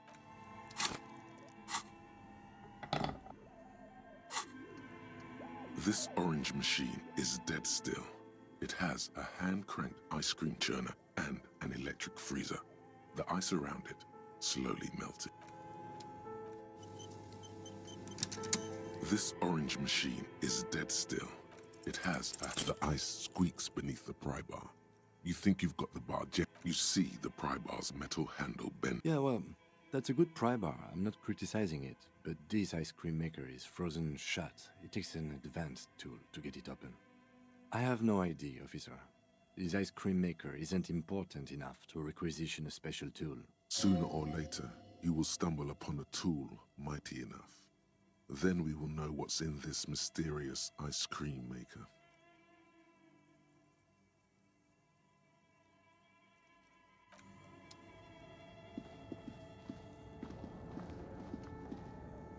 Only the red somewhere, a machine.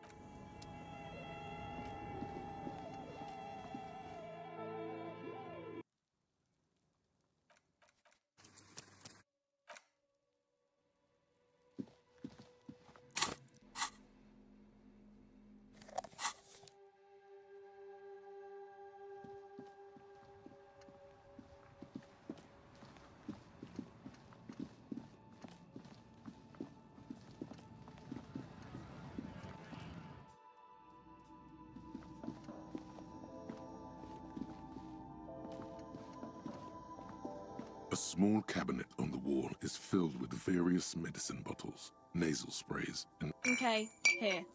I hope Saint Baptiste makes you feel better or something. Okay, here. I hope Saint Baptiste makes you feel better or something. Okay, here. I hope Saint Baptiste makes you feel better or something.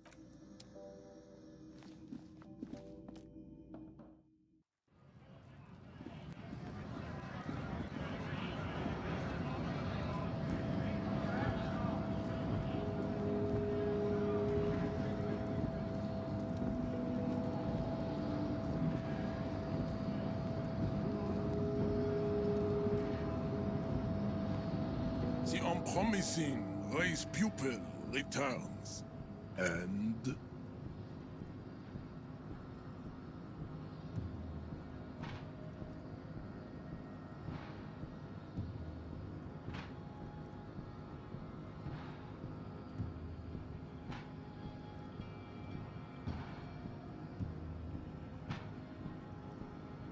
everyone can see that. Baby, don't be mean. Give him... Anything for you, babe. Fascinating. The Revacholian degenerate shows signs of racial self-reflection. How did you accomplish this little feat?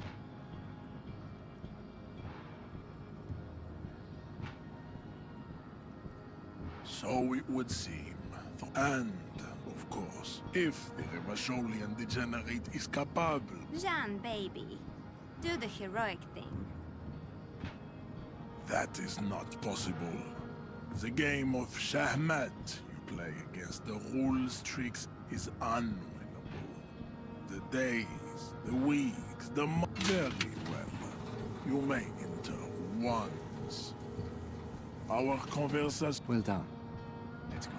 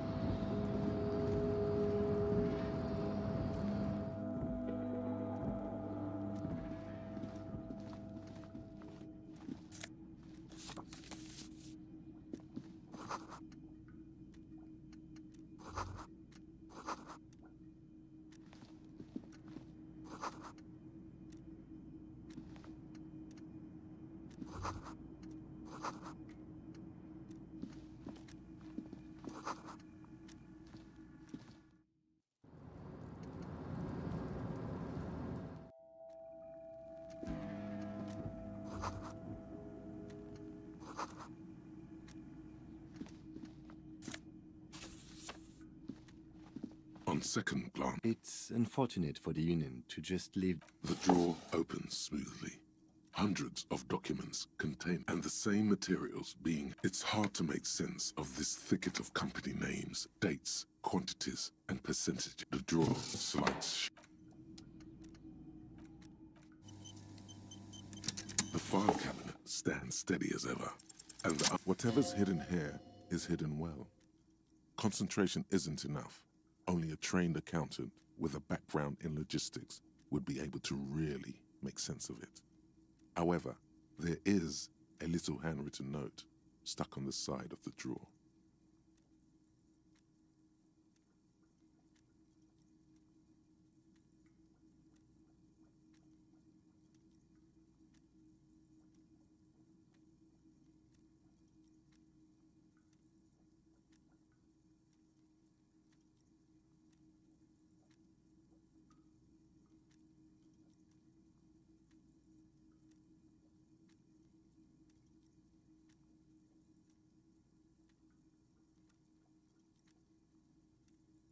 It appears to be a to-do. Remember, Leo, Everart's shoes. All items on the list have been crossed out, and the note itself is crumpled.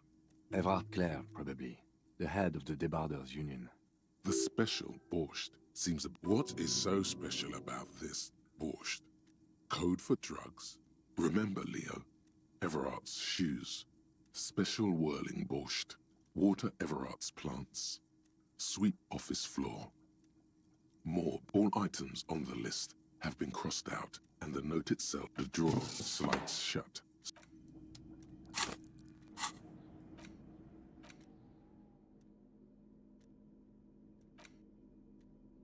The front of this quarter, because White Antlers, because Friesel was incompetent, foolish, and cruel. To your disappointment, there aren't any full-color pictures to direct your attention. After rifling the magazine is divided into several sections. Comrade, as you know, this journal takes its name from Mazov's immortal expression, du cristal. But, like the structures of capitalist ideology, we too are at risk of going à la fumée. Unlike many publications which are content to spoon-feed their readers reassuring drivel, La Fumée is committed to telling only 4 issues in, and it sounds like. So please, if you value our radical Mazovian perspective on contemporary... What do you expect? It was laying around the... You flip back to the front of the magazine. This section includes... You also skip over an article about... Whoa. Bear wrestling. Flip back to that. It seems to be part of a new public fitness initiative. According to this extremely credulous account, Uncle Sport, based on the description, Sapormat, Sport, Kelezinski, it's quite straightforward. A standard match features one man, or in some cases, woman, against one bear. 2 competitors, 1 ring, 5 rounds. According to the SRV's Ministry of Information, the program has been a tremendous success. This is the SRV we're talking about. If you think those are the real that's very much the idea. President Kelezinski has... The Samaran People's Republic? No, I should expect not. Why do you ask? I suppose that would be something to see.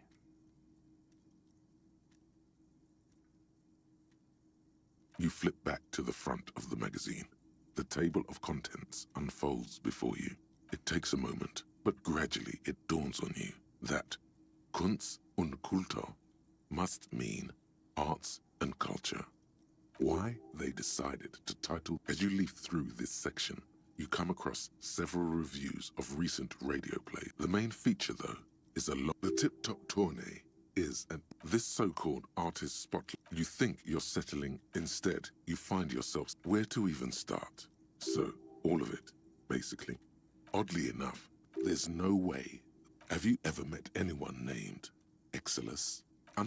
Thus, and that precisely, at the end of the day, it's the destruction of these 750,000 real races that you're really watching for. Sure, you think that, but that's because you haven't been reading critically. But don't worry. Come on. Can this article read your mind? A certain kind of young man reads 1 or 2 books and suddenly thinks he understands the secret. If I had to wager, I'd say they've never even seen the inside of a motor. You flip back to the front of the magazine. You skim the head. Finally, there's a brief article by the writer, G. Martin, accusing the owner of the Cape Side apartments of illegally attempting to evict certain communists. According to these editorials, you flip back to the front of the magazine.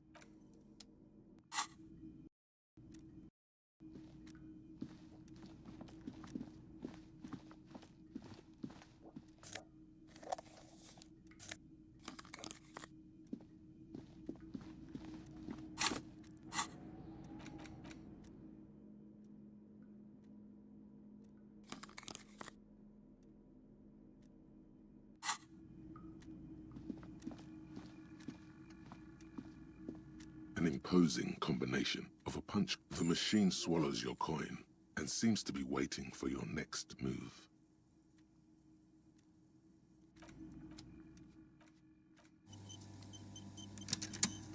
The already familiar cold touch of it's unclear whether you actually...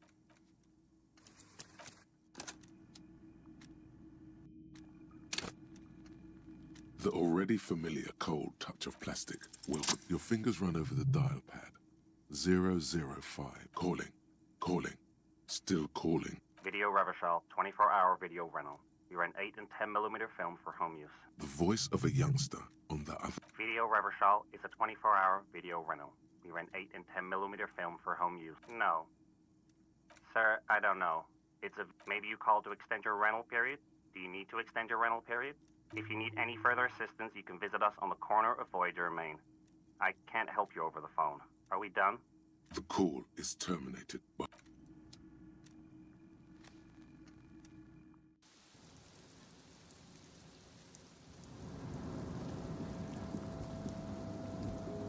Looks like someone left his tarpaulin. This is your cloak. You can feel it. Yes, it does bear the RCM insignia. And we are the only detectives in... The service cloak issued to you by your station? Yes, I do. As your fingers touch the tarpaulin, it almost feels like...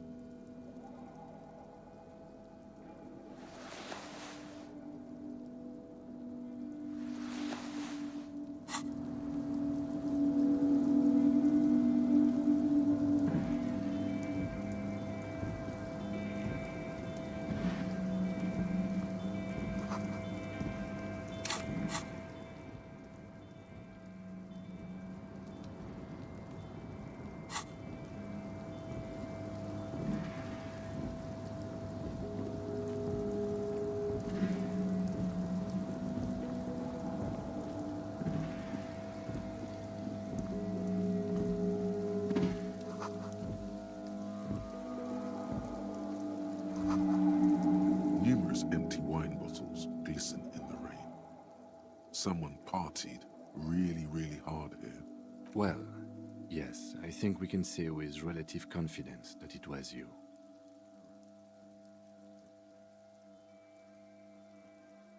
I am, but it doesn't matter right now. Let's just move on.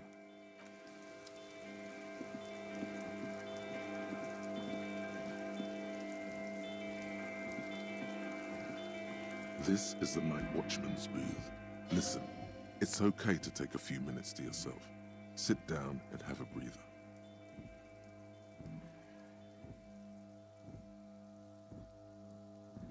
If you must. But nothing incriminating catches your eye. It's a black and white photo of a young couple out. Why did you take that picture of René? Fine. But let's move. I don't want to be seen snooping around here.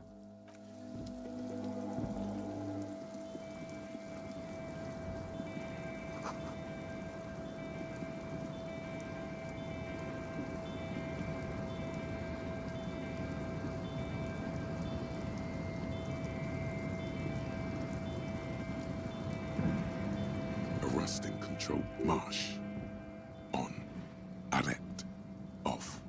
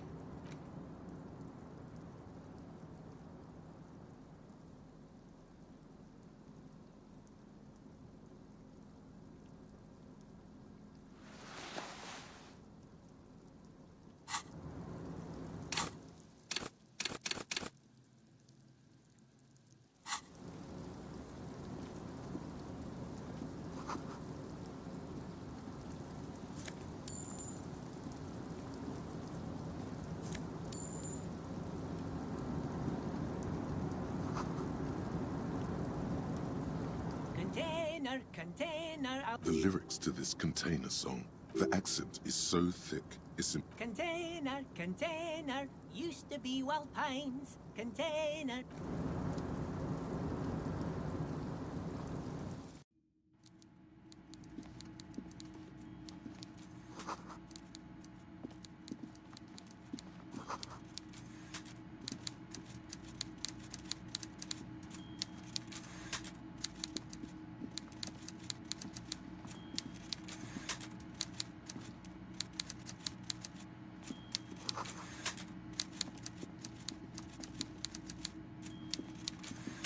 Before you is a walrus of a man, seated behind a large. With great effort, he straightens himself with a mixture of expectation and impatience. Welcome, Mr. Dubois, Mr. Kitsuragi. It's good of you two to stop by. Please, have a seat.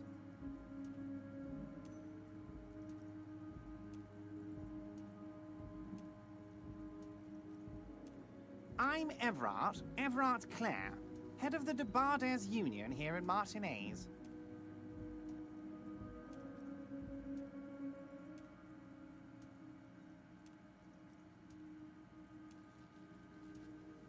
I'd offer you my hand, but unfortunately my health prevents me from... He looks extremely comfortable. You go ahead, detective. Whatever he has in store for you, it can't be good, he thinks. I'll do my best. Forget about that. What's with this Dubois stuff? You're getting some seriously bad vibes from that name. Please, Mr. Dubois, let us converse. It's nothing.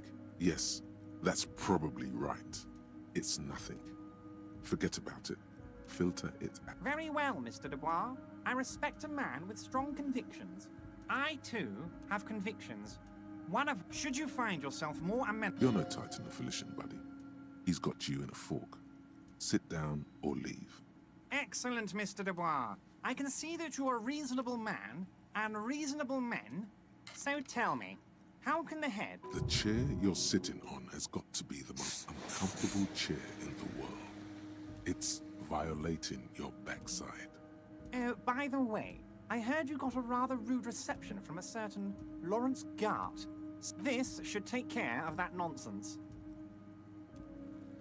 It should be sufficient to cover your expenses for a few days and patch over your differences with a cafeteria manager. Go ahead, take it. Wow, that's 25 real. That's good money. You need it.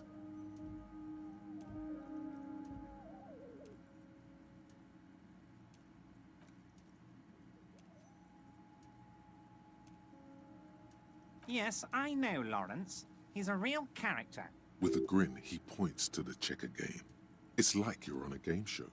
At least don't thank him for it. Okay. I respect a man. Now, I'd like to set your mind at ease about one other matter. Your lost gun. His slug-like lips move, but all you hear is an echo. The world is swallowed by a black hole of fear. Only 2 words escape when he said, "Don't worry." He actually meant, be very worried. Are you all right, Harry? You seem anxious. Don't be. Everything's going to be all right. It's not like you left it loaded. You didn't lose a loaded gun. Local children aren't out there playing with it right now, pointing it into their own mouths. It's in a safe place. I just know it. I have a feeling everything's going to be all right.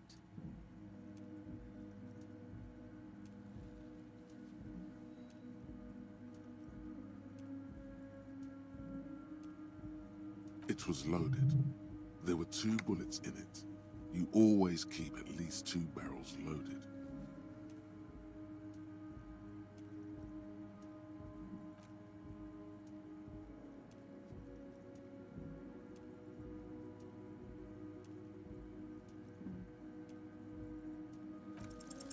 Who does this guy think you are? Ronnie the Rookie? You ain't worried about no lost gun, or unpaid bill, or forgotten name. You're the bad cop. You're probably more corrupt than him.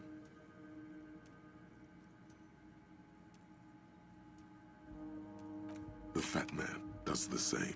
sinking deeper into his chair than one would think is physically possible. He seems to be enjoying your good.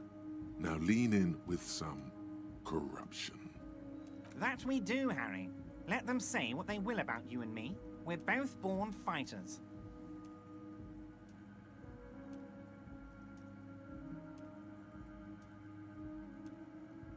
I do want you to feel at home, Harry. That's it. Now kick back and add a final flourish for dignity.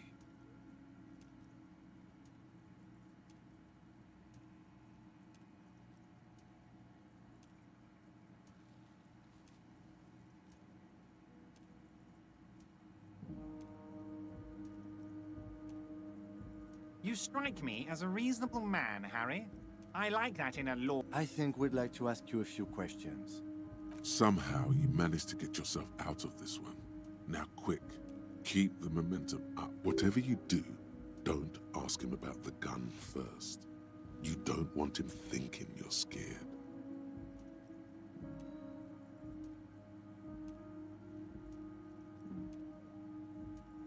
Oh, that's very nice. I haven't gotten around to her yet. I'm very, very busy. One thing I want to make very clear, Harry, is that this is not some kind of union versus corporation situation. Yes, we're all trying to do what's best for Martinez. Don't feel like you shouldn't work with her just because you and I are such good friends. I'm not a jealous kid. What do you mean, Harry? Nothing. I let him go. He's an old man, Harry. I wanted him to spend more time. Harry! I have little people in my organization. Honestly, I'm beginning to think you're a midget, Harry. I'm only kidding, Harry. You're not a midget. No one is. We're pals. Vanished?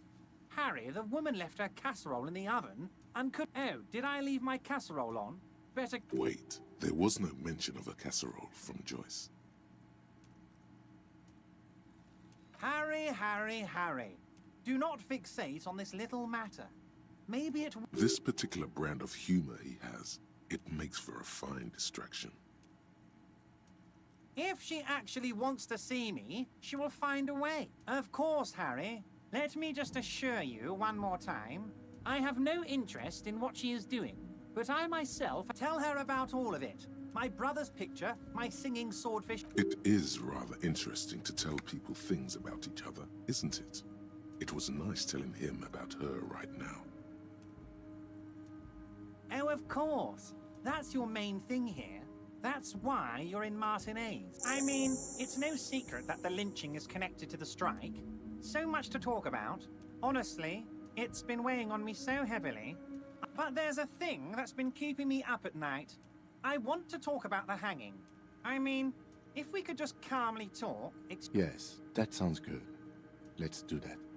But I can't think straight with this thing weighing on me. You're police officers, aren't you? I have a crazy idea.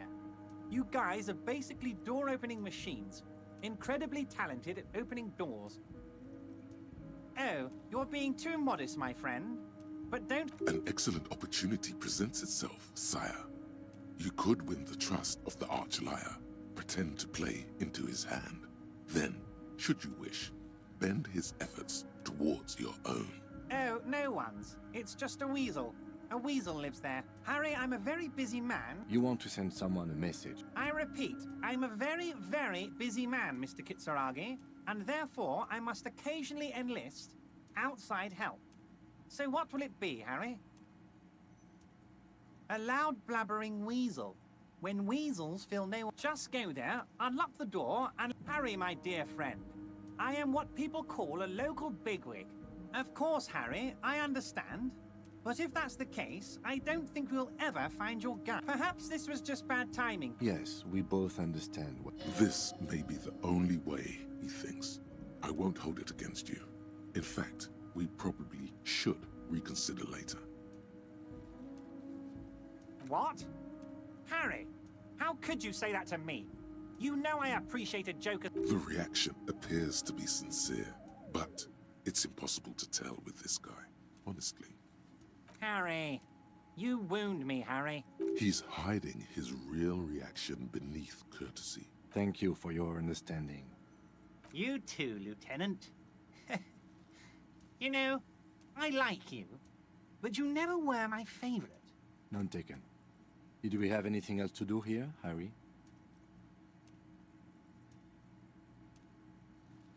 Wait.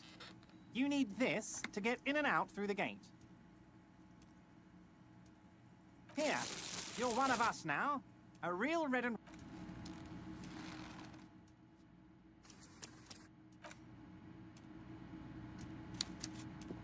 Mr. Dubois, a pleasure as always. You don't have to sit down this time, since you've already... A fantastic change of heart, Harry. Go talk to Manana down by the... And just like that, Just open one little door. You don't need to go in or anything. I just want that weasel to... Honestly, I didn't want to bring it up, Harry. I heard you have become Measurehead's race pupil.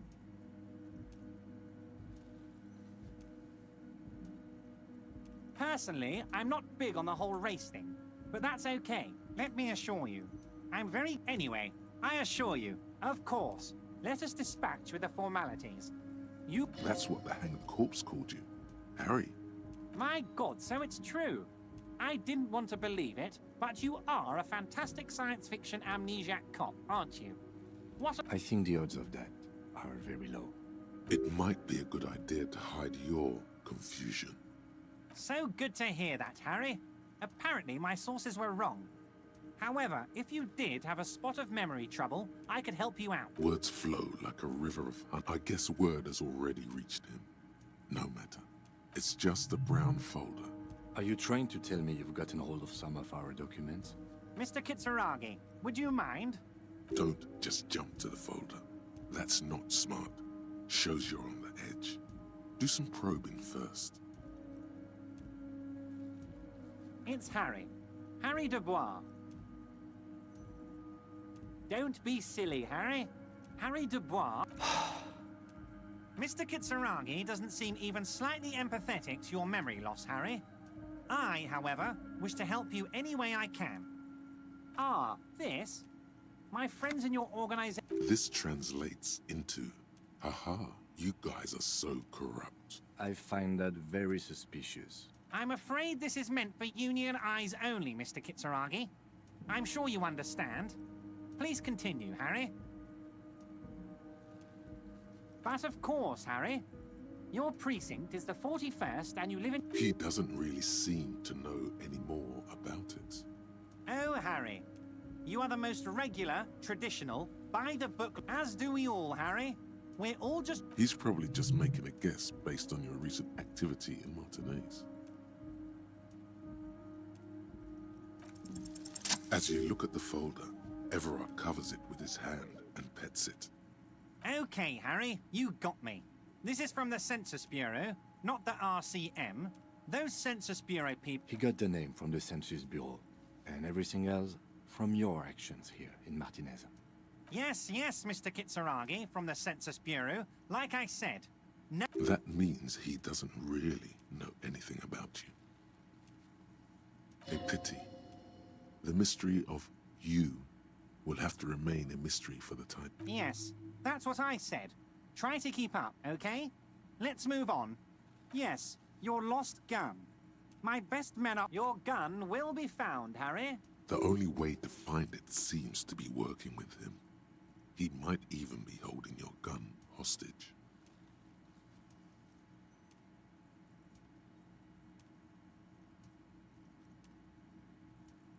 Harry. I was only trying to be tactful. Kids could be playing gun roulette with it as we speak. Teenage gangs could be... I assure you, we are working on locating the missing sidearm as well. Excellent, Mr. Kitsuragi. That's excellent news.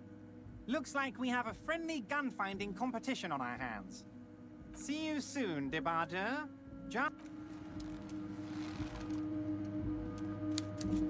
We should think about calling it a day, maybe. The nights are still miserably cold this time of year. You certainly have been avoiding it.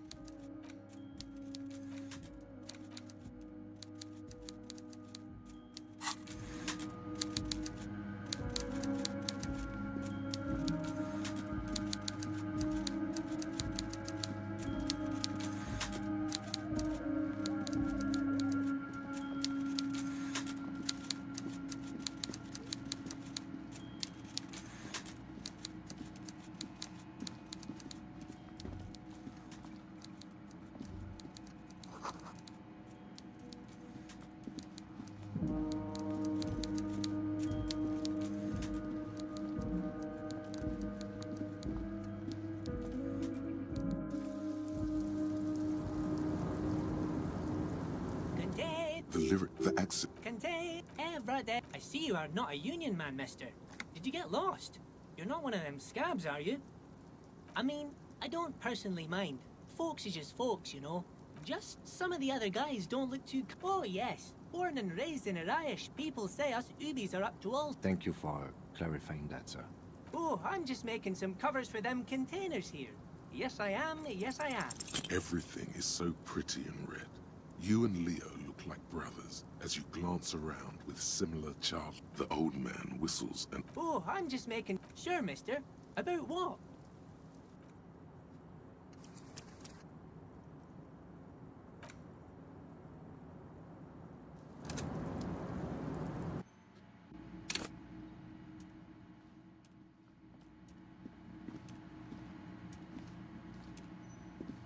We should think about calling it. You certainly have been avoiding it.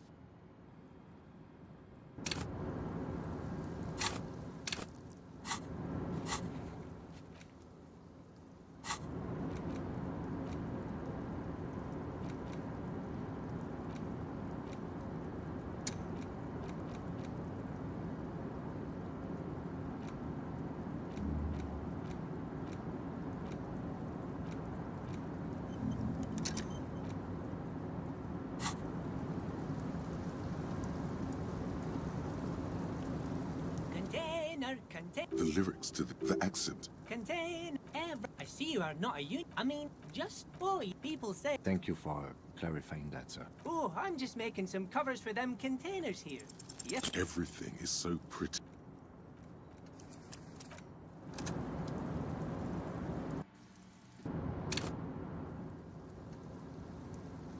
Contain. The lyric, the act. Contain. I see you are not a... I mean, just... Oh, people... Thank you for... Oh, I'm just making some covers for them containers. The containers in the yard are green. It's like some red infection. There appear to be cisterns underneath the Union container covers.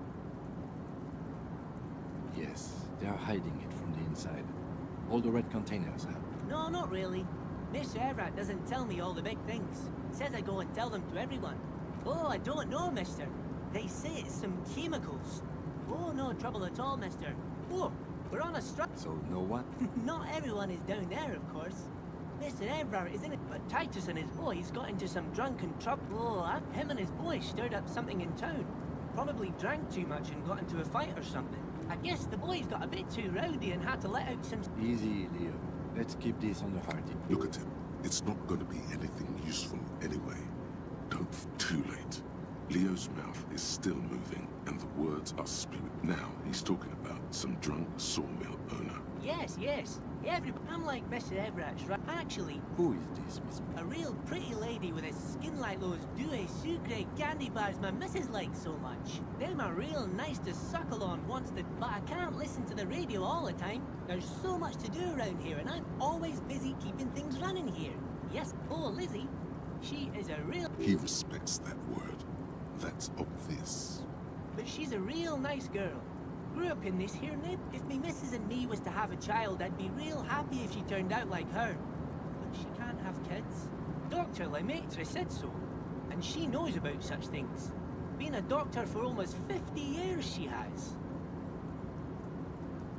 So Evra trained a lawyer named Miss Buford. Interesting. Yes, this place really seems to... Well, thanks a lot. Sometimes I feel some of the guys don't really get how much I bust my ass for them here. But you guys are alright. Yes, yeah, I'm like Mr. Everett's right-hand man when Mr. Edgar is out of town. And actually, Miss Buford is the right-hand man, but... Who is this Miss Buford? A real pretty lady with a... But I can't listen to the radio all the time. There's so much to do around here, and I'm always busy keeping things running here. Yes, this place... Well, thanks. Sometimes I feel some of the guys... Oh, yes, yes. Oh, yes. I've been taking special whirling borscht to the men every day. It's very, very good. Makes a man feel so warm and happy. I feel like I could take on Mr. Renadan's... Yes, yes. I'm taking it to them. The borscht keeps them happy and Oh, the whirling's cook. He makes it. Them is always talking with Mr. Manana and that weird Oh, sure, mister. He didn't actually understand what you meant, and now he's just nodding along. Oh, that one. That should be empty as far as I know. Lots of containers here have nothing in them. They're just waiting to be loaded up. Bye-bye now.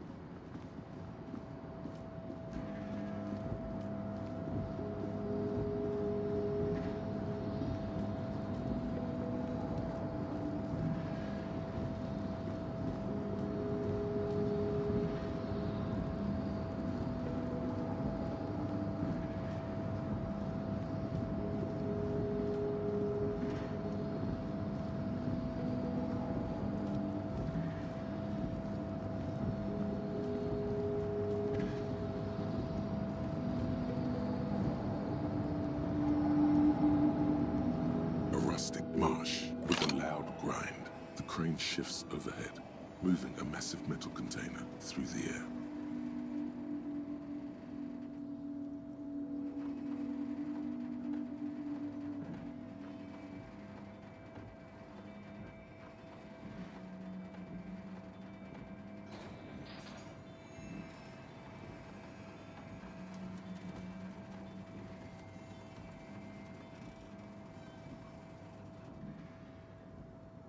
With a surprising... The harbor sleeps as the strike rages in the distance. The crane can move in this container. I can't see how that was worth the ruckus, except for seeing the crane in action, which I admit was satisfying.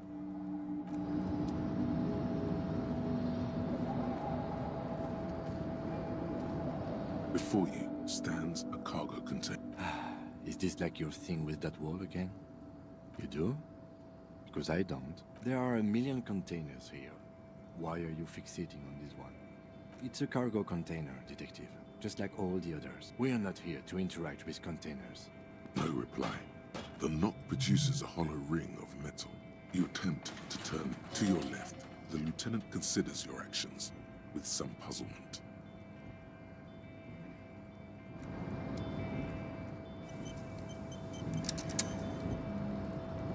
You're back before the cargo container. Why are you even trying to open a door with rhetoric? Because what wasn't an option? Now is not the time to get philosophical, detective. You can do that after hours.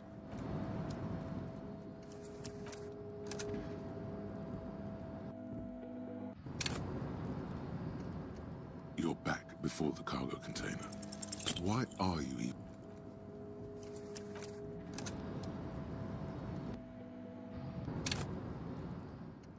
You're back before the cargo container. Why are you...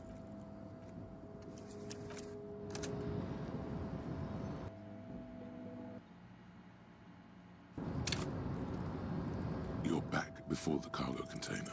Why are you even trying to open a door with rhetoric?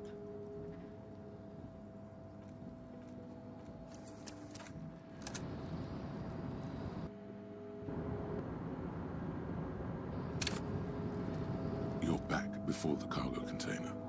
Its drawer has not... Why are you even trying to...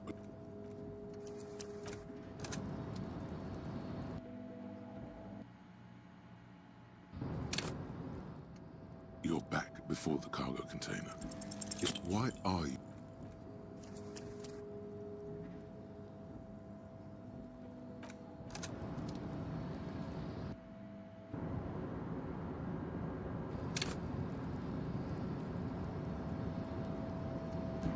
You're back before the cargo container.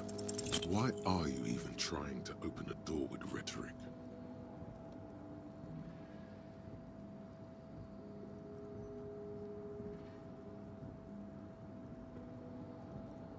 Why are you what?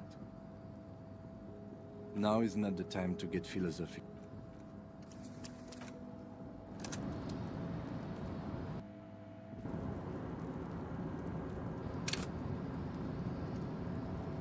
You're back before the cargo container. Why are you even trying to open a door with rhetoric? Because what wasn't an option? Now is not the time to get philosophical, detective. You can do that after hours.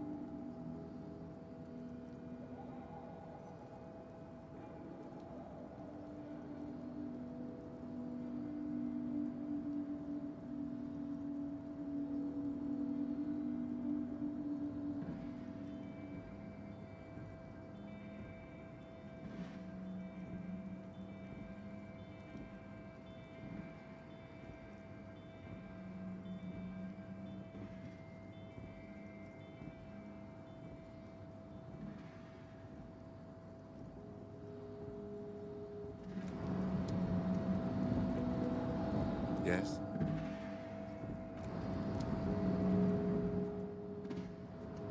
Yes? What about me? No. Your brain sends the signal to your lips, but they refuse the order. It's like you're locked down. Something the matter? What's going on? It's like you're a puppet in his hands. The lieutenant relaxes his eyebrow, and you seem to regain control. Good. Let's...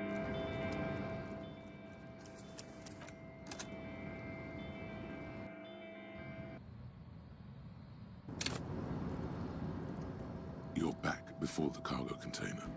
Its drawer has not... Why are you even trying to open a door with rhetoric? Because what was... Now is not the time to get philosophical.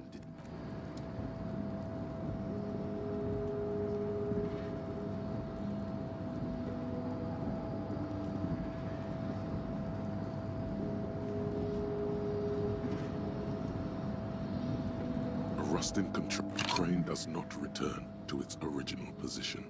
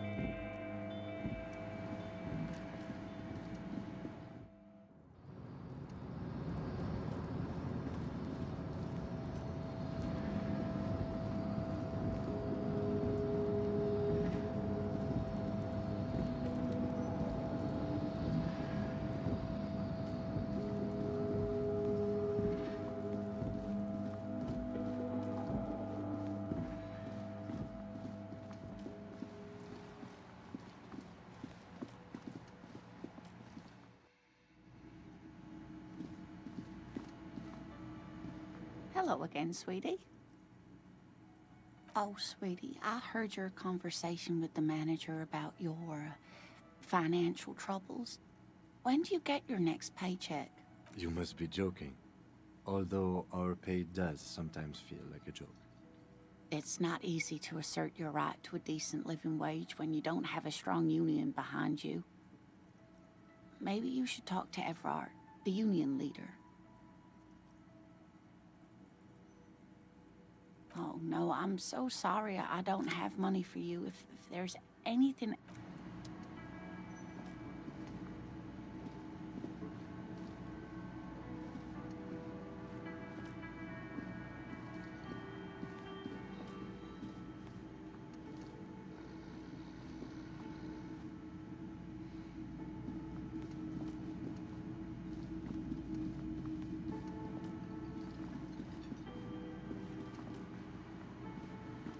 Real mature, man. What exactly were you trying to accomplish? Damn, your feet thought we got away.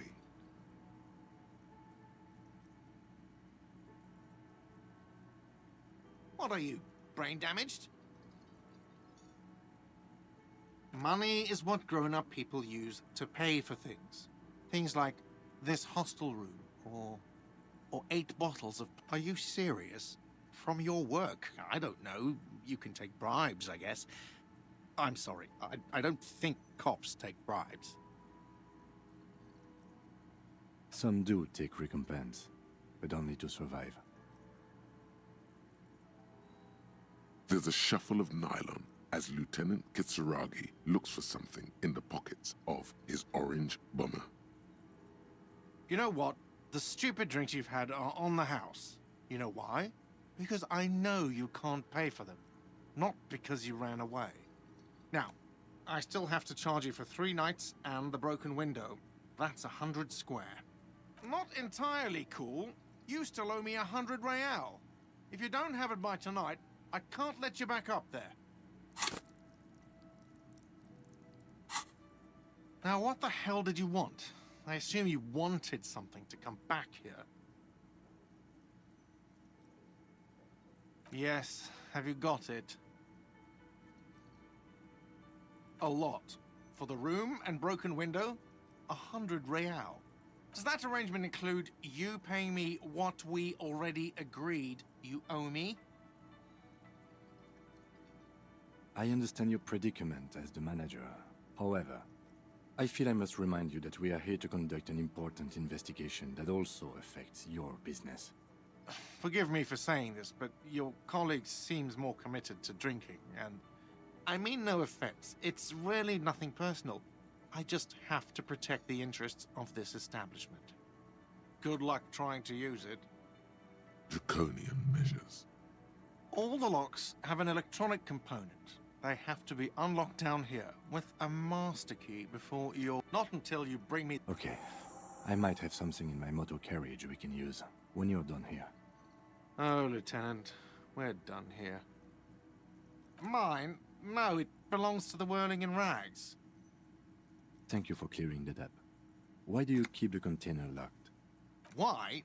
To keep the hobos and... I thought as much. And are you the only party? Well, yes, us... It seems a little callous, doesn't it? Something stirs in you. Prod at him and find out. What do you need them for? It concerns the case. Please cooperate. Just bring them back once you're done, please. What thing? Oh, yes, that door, sure. There's nothing mysterious. No, I don't have a key. Or some boring storage space. He's attempting to maintain an air of indifference. It's absolutely not convincing. Fine, okay, a little. But my job doesn't leave me time for wondering about one locked door in one of the cafeterias I manage.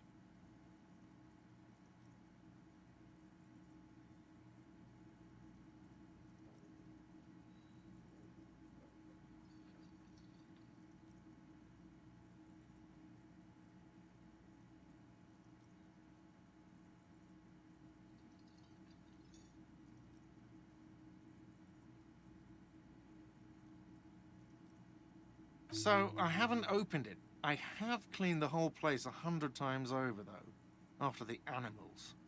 And I haven't found a key, so good luck with that. Yes, not the whole damn union. They come here in the evenings. Dumb, We should find out who this Lord faction is, occupying the booth. Loudness means talkative, and we need info. We don't. We have to wait. They'll show up sooner or later. Men get hung. You glance at the clock on the wall behind the manager. Huh. Good question. They're probably getting drunk or protesting something somewhere. Or laying low after the, you know, lynching.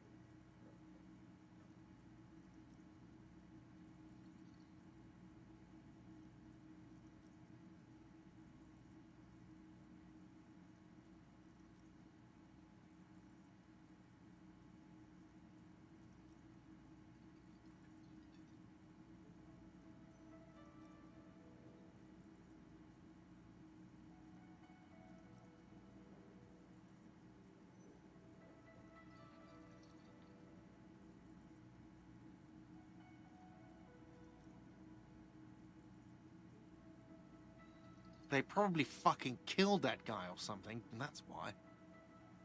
I have a feeling we'll make their acquaintance sooner or later.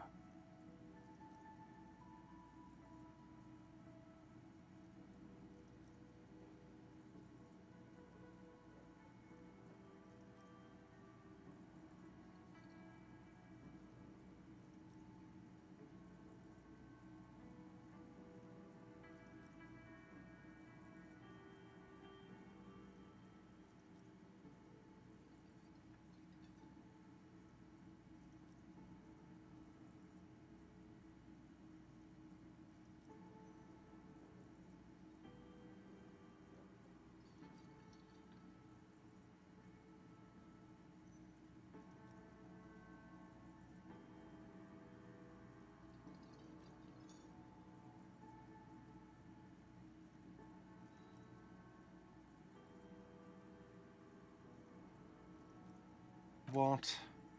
By the way, you should come back to this thing-based questionnaire if you see anything interesting in the whirling later. Another thing. Great. I love those. Yes? Do I have a shaker in my hand? Is this... It's not a shaker. It's nothing. Am I wearing a little bow tie? Am I smiling? Do you see me smiling? That's right. I'm the cafeteria manager. I'm glad we cleared that. Was there anything else?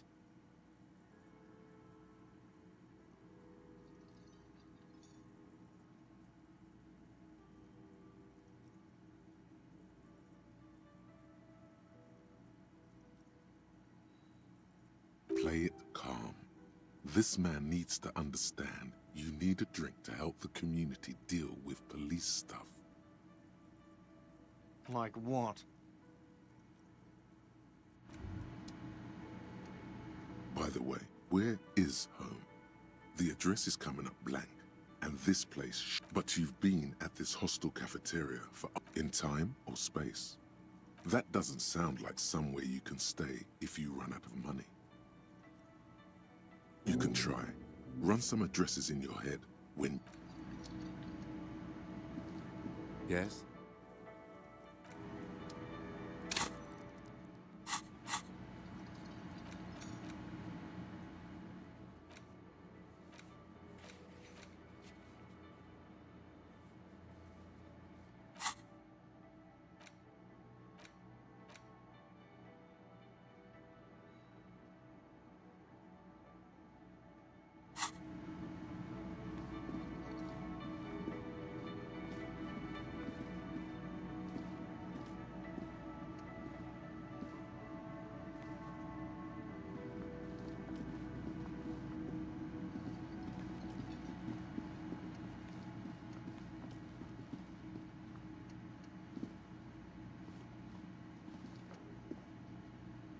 Yes?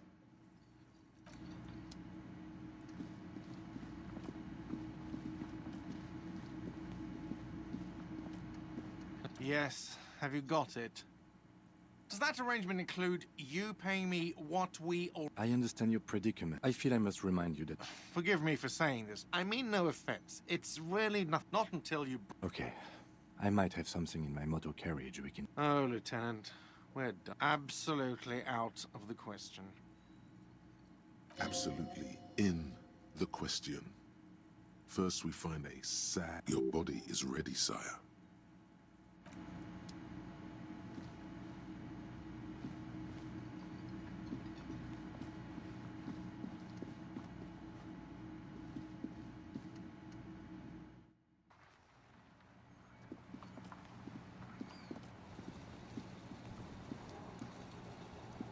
Inside, you see a set of steering levers, a radio... I have something here we could sell. Look in the back, in the suspect transport enclosure. Transport enclosure? Regular people just call it the cage. The cage at the back of the motor carriage looks rather uncomfortable. 4 shiny hubcaps are stacked against the seat. Their silver edges sparkle in the dark. I confiscated these 4 a little while back. We can take them to the pawn shop down by the Martinez Canal. There are spinner hubcaps, frivolous things you put on your wheels. When the wheels come to a stop, the caps keep on spinning. There's no real use for them, it's just for vanity. A couple of weeks ago, I stopped a young man for going slower than the speed of traffic. Turns out he was some coalition official's son and high. I took them and arrested him for driving under the influence. I don't know, is it? I was going to take them into evidence, but they weren't necessary for conviction. He never asked for them back. No, that would be silly. I don't know why I kept them. It doesn't matter.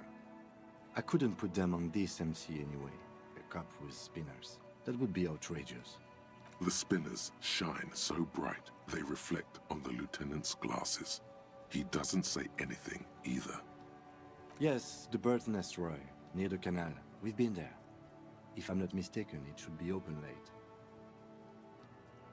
Items that can be pawned at Bird's Nest Roy's appear in your inventory under the Items tab. You can pawn these... Alright, let's not take them now. Then, come back once we realize we have to. Have this conversation again, and then take them. Sounds likely.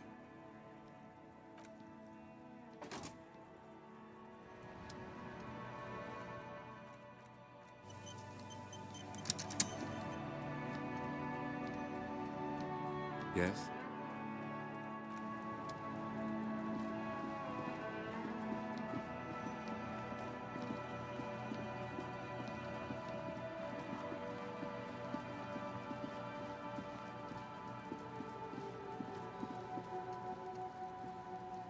Necromancer pig? That shit was dark. Going in, Kuno dies. You gonna pick one out of his brain like that too? Kuno's gonna go out in a hail of bullets. Gonna look like a fucking porcupine. Shitload pig. What? Don't tell the pig shit, Kuno! This is where you quickly ask him questions. Real cop questions. Like a cop. Kuno doesn't give a shit about the armor. That fucking had one thing made. Do you remember how he looked? Fucking Kuno doesn't give a shit about that freak armor. Kuno tried to get the helmet on. It was too big.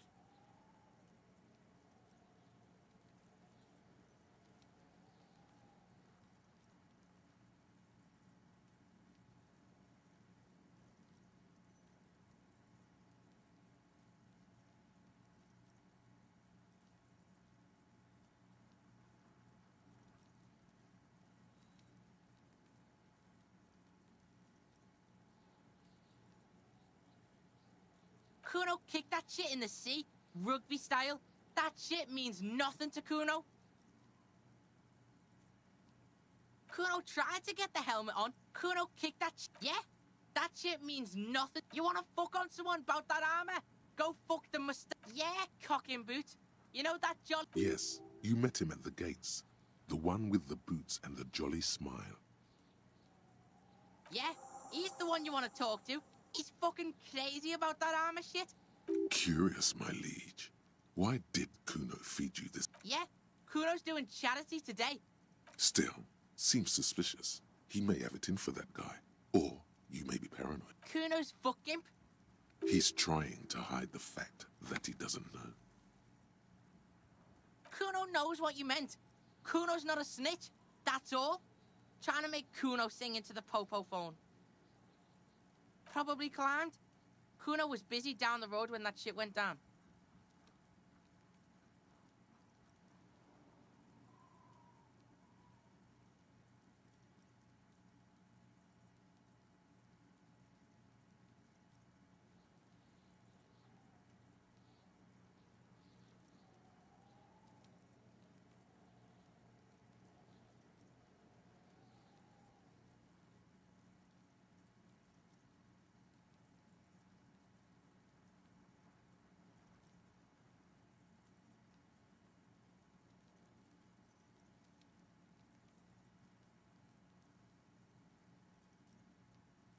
You heard Kuno.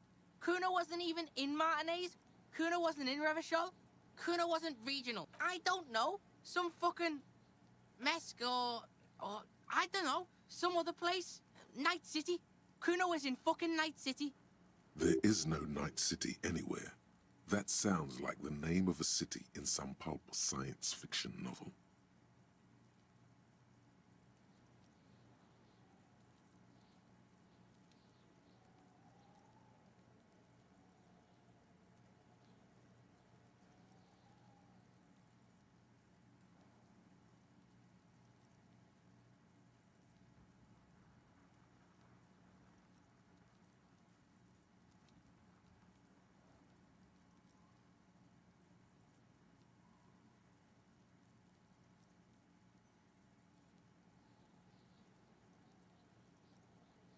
Why you gotta be riding Kuno's ass?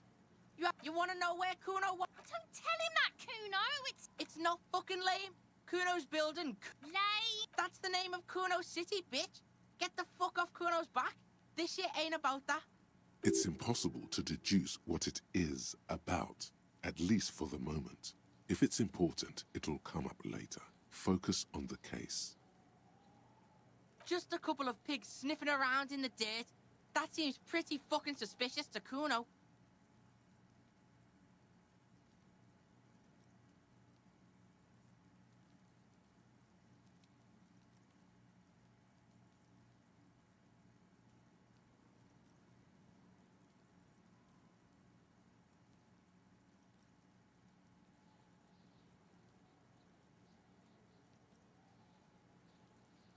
Yeah, you tell the faggoty, Kuno. Fuck are you talking about? What is this? He says you're stupid, Kuno. They want to make you stupid again. Oh, did Kuno make your shit? You hear the lieutenant hum. You're testing Kuno's patience here. Get lost. Kuno's Kuno, pig? It's always Kuno, never I. Clearly the kid's using the third-person perspective as a shield. The fuck are you calling a third person? Watch out, Kuno. He's trying to fiddle you. He's going to put his hands on you.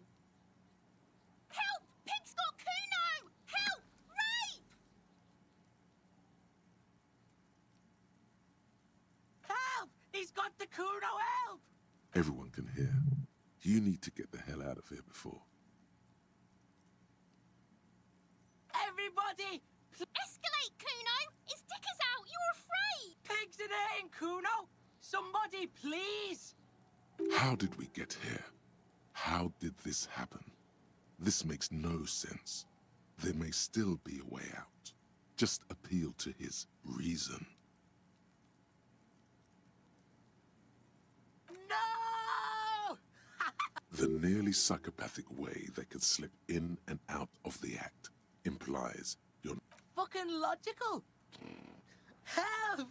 The logical pig is fiddling. Look, For emphasis, a ghost is saying this. I know you wanted to hit me. You got that I'm gonna fuck that Kuno up look that Kuno's dad gets. Relax.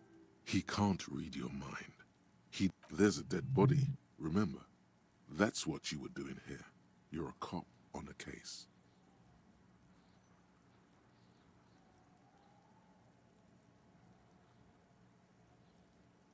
I can. Kuno can smell that violent shit. I know what you were thinking. I'm gonna fuck that Kuno up. I'm gonna shut his... You're nothing! You're a joke to Kuno! Kuno turned you into his prick. No, you're not. We can just leave. Bitch, you're gonna be in this shit with Kuno forever. A peepo is a type of hat, by the way. You don't talk to me about my fucking peeper. You don't know where I come from. Okay. Kuno is kind to his bitch. Ask your questions, but... Click, click, click, click!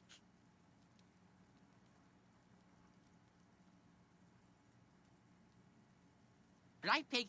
This is where... Dunno. Kit is a pejorative term used to describe people of South Seminese or Erie Uppergite descent. Look, Kuno doesn't Yeah, her. What was she doing in the greenhouse in March? Fish is sometimes used to fertilize the soil a few weeks before planting. Yes, it seems Don't be wondering about Kuno's shit, pig. Fuck does Kuno care about your hunch? That's your shit. You figured it out. Yeah, whatever. Kuno doesn't give a shit. Yeah? The kingdom of... Yeah, whatever. Kuno doesn't give a shit. Kuno does...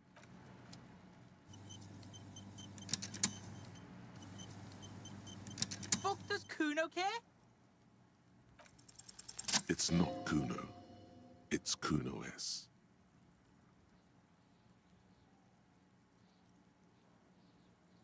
Kuno S is by far the worst of the two.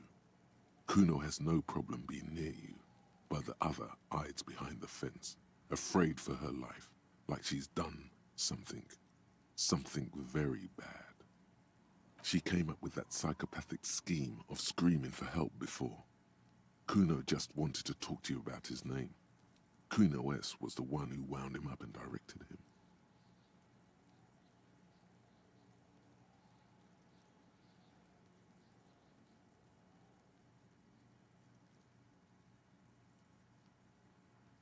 All in all, Kuno respects madness. You cannot hope to outdo her on that front. You must win yourself a few minutes with him alone. Fuck you whispering about? He's whispering too. He's going with it. But watch what happens. Fuck you whispering about. She puts extra stress onto that word, expecting it will make you uncomfortable.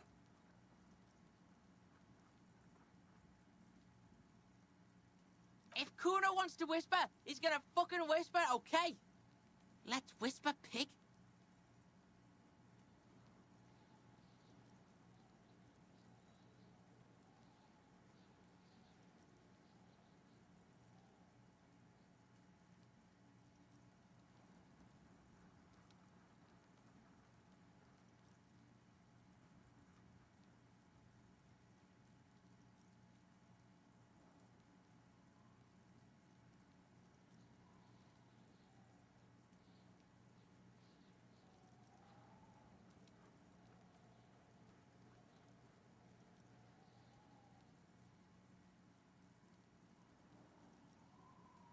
This is it. You've got him. But be careful. You can still fuck this up. Don't make Kuno look bad in this.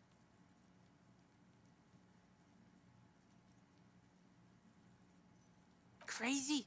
You don't know the half of it. She's not crazy. She's insane. Dangerous. She's smoked a man. She's done people in. Probably even pigs.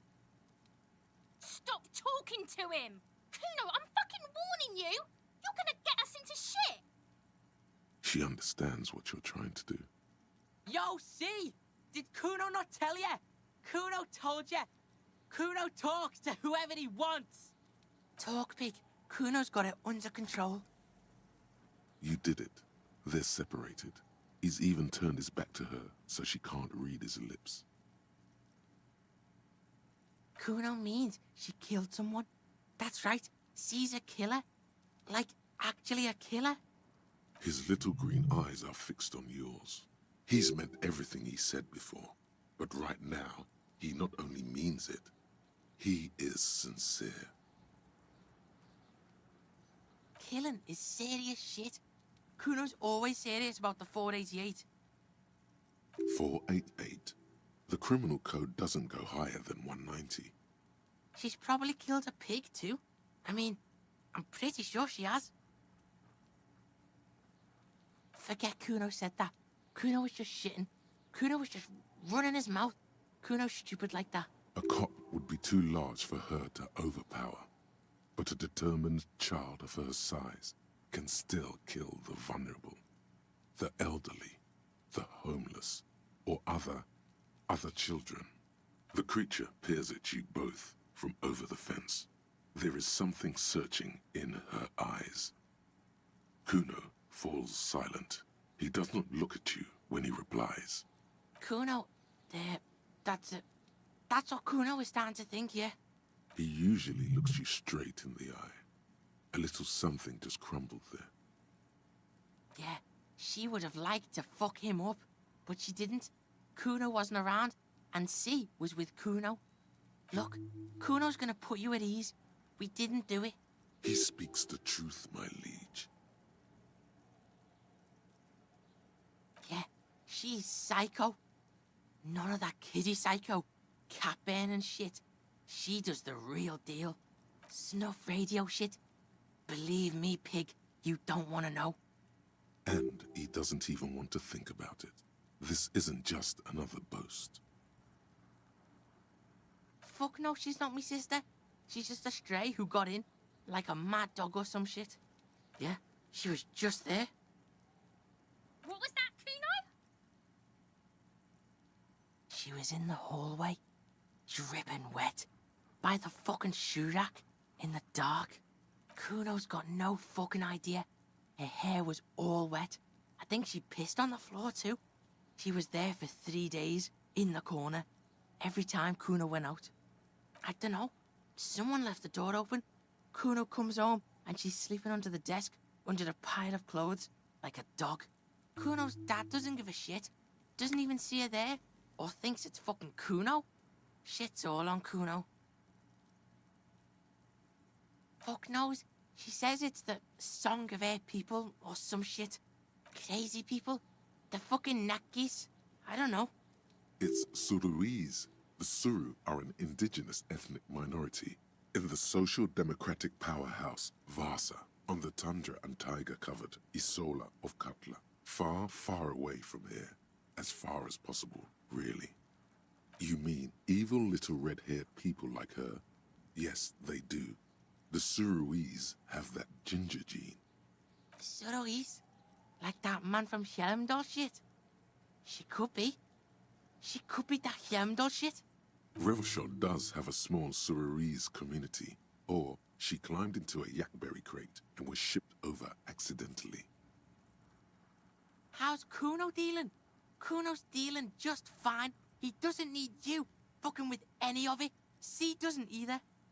Kuno's got this shit under control.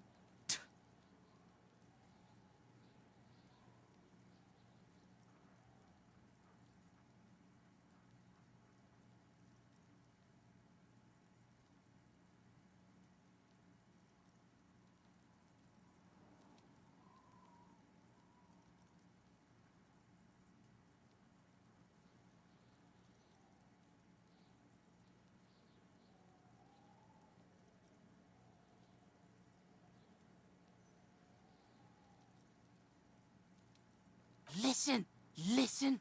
C is Kuno's go-to. Kuno's protecting her. You fuck with C, you fuck with Kuno. You threaten her, you threaten to take her away. This is what it all comes down to. He needs you to take him seriously now. I'm going to kill you. I'll run when you put the cuffs on her, sneak up on you later, and fuck you up. You understand? All right, now we can do business. Yeah? What do you want? Kuno can hook you up with... I don't You came up with shit, Kuno. See? Relax. He respects the Kuno. Kuno made him respect the Kuno. You respect the Kuno, you get all kinds of shit. Kuno's gonna get you hooked on illegal narcotics if you run a little errand for the Kuno. Get you hooked, pig. Get his hook in you. Then Kuno gonna get you hooking for more. Cash in big style. Pig hooker. And shit, you can even fuck back in Kuno's kingdom. That fucking pile of eternite. It's a secret door, okay? Just pull it up and you can fuck into Kuno's shack. He means the shack to the right of the greenhouse, with snow melting on the roof. The fuck about it? You're testing Kuno's patience here. Get lost, Kuno gets it from his dad. Kuno and his dad are major suppliers. That's where Kuno gets his lightning on. Problem is, Kuno and his dad had a little falling out. Now junkies clawing at Kuno's door. Streets going mad. Kuno's got to throw his dirty popo man at it. Dirty popo man is you. In there is Kuno's violent dad on steroids. Kuno's dad does steroids and speed. If you can take him, you can have half of the speed. Kuno's dad is a fucking monster. He's the most violent man in Revachol. He doesn't give a shit about a single thing. He drinks too. Are you sure you can take on the most violent man in Revachol? In your condition? Like half. A baggie, but like in this vial. That's half a gram, sir. Yeah, half a G. Want it or not? Fuck you talking about half a G? This shit is giant, grade A shit. So clean you can barely see it. You can barely see it because there's barely any. Okay, Kuno's listening.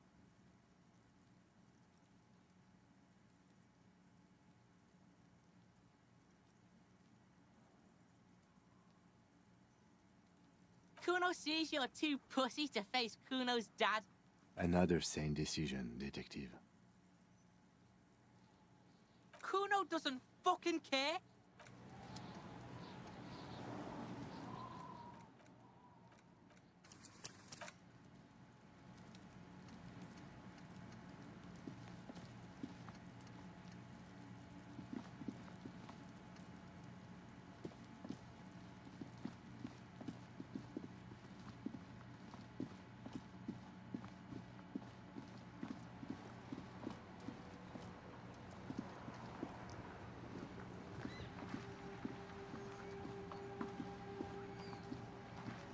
Inside, you see a set of steering levers, a radio microphone. I have something here we could sell.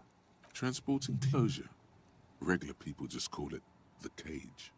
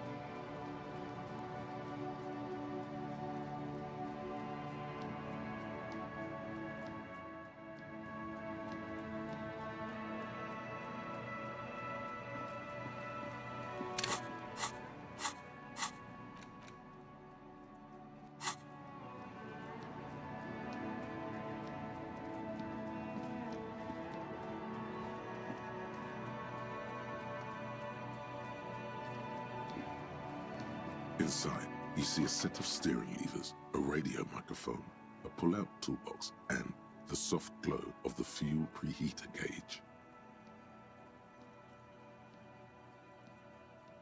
I have something here we could sell. Transporting the cage. I confiscated this for a little while back. We can take them to the pawn shop down by the Martinez Canal. The lieutenant nods as you take the spinners.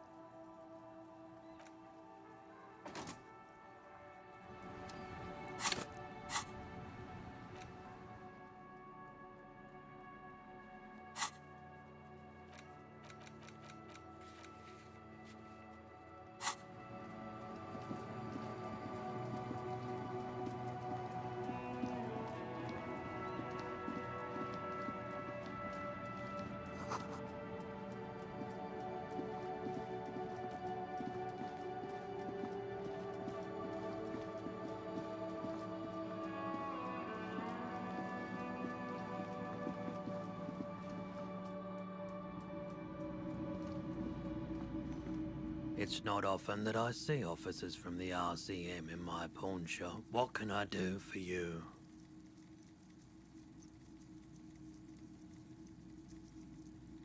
I haven't had any problems myself, though some of my customers have complained about inconsistent law enforcement. Who are your customers usually? All kinds of people come through here. Locals, travelers, people looking for a deal, people looking for a keepsake, people who are terminally bored. As you can see, I have a wide selection of goods for everyone to choose from.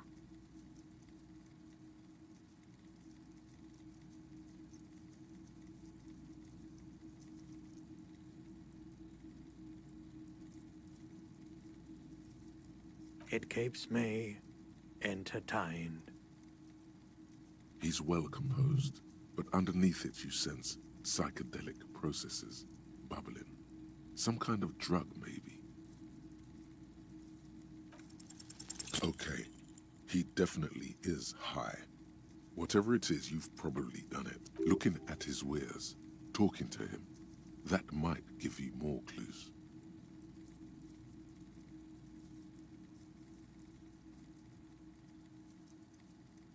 Yes, we'd like to sell these hubcaps. Roy takes the hubcaps from the lieutenant and inspects them. The spinners appear iridescent in the dancing light of... Yes, these are very, very good. Did you defraud some foreign prince for them? Jump-a-mesque banger? No matter. I'll give you 200 real. No one was defrauded or jumped, I assure you. Of course. I meant no offense. 200 real for you, officer. Delightful doing business with you. Do come again.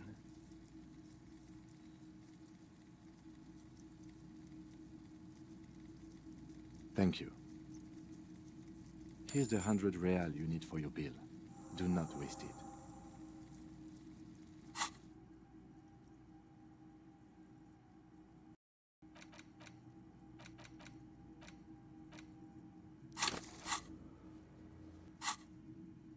The rest is for him, to compensate for the pain of being separated from his radiant spinners.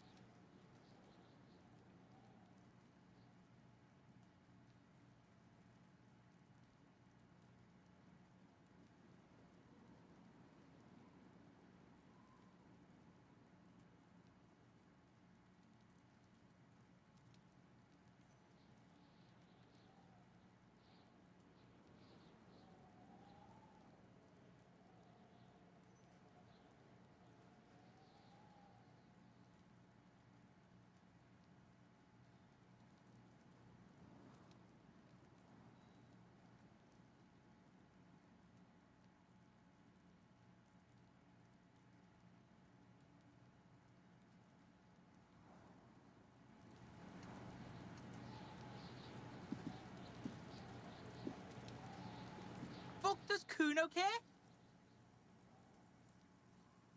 Kuno doesn't fucking care.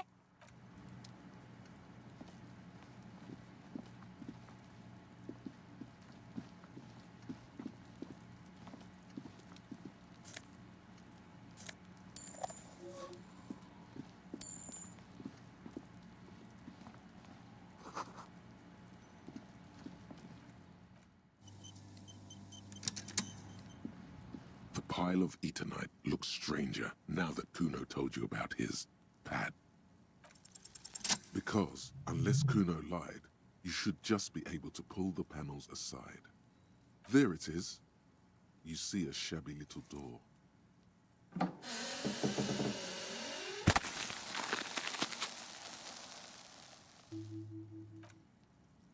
So this is the shack Kuno mentioned. Let's take a look inside there.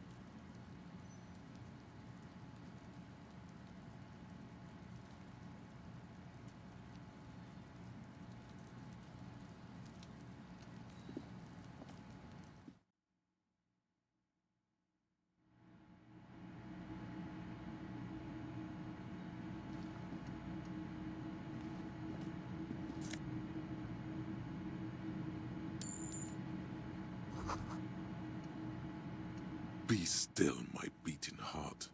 It's amphetamine, sweet amphetamine.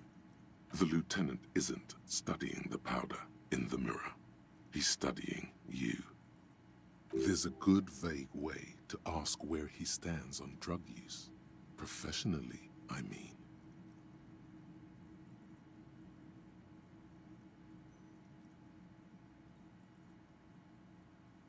Perhaps not. This is below our pay grade, detective. However, see that ladder there? It's probably another way into the industrial harbor, no? A secret path the local kids use.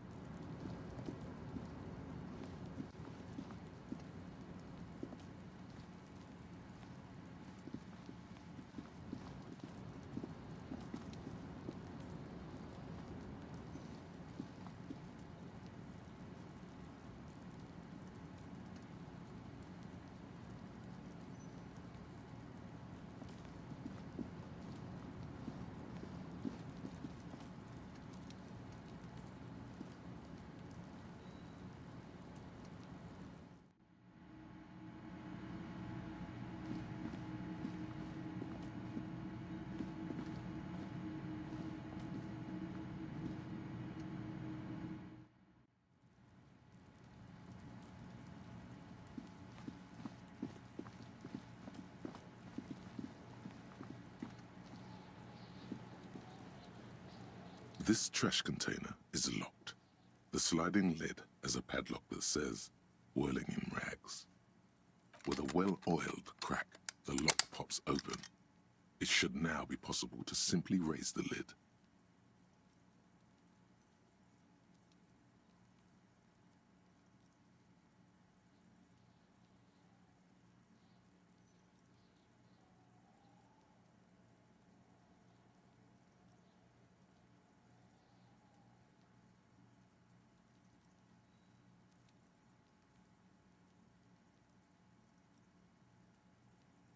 Don't. Maybe you shouldn't.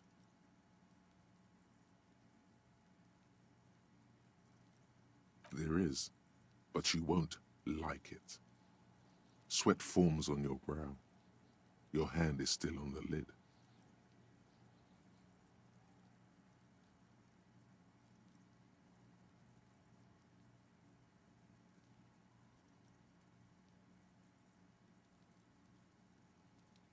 The smell of rotten food rises to greet you. You see soggy cartons, dirty rags, and organic waste. We're just in time. This hasn't been emptied for over a week. You see milk and egg rest with one broken egg in it. Some pasta wrapper. Picking up the soggy packages somehow feels familiar. You've done this before. The movements are recorded in your elbows, the methodology in your fingers. You're used to this. No, searching for evidence in the trash. A box falls into pieces in your hands. Pt.2 cereal. There are plastic pasta packages below, and turbo noodles. Nothing of note, however. Among the threadbare kitchen towels, something catches your eye. A pair of denim trousers. As the legs of the slime-covered jeans begin to unspool from the garbage, a rank corpse smell fills the air.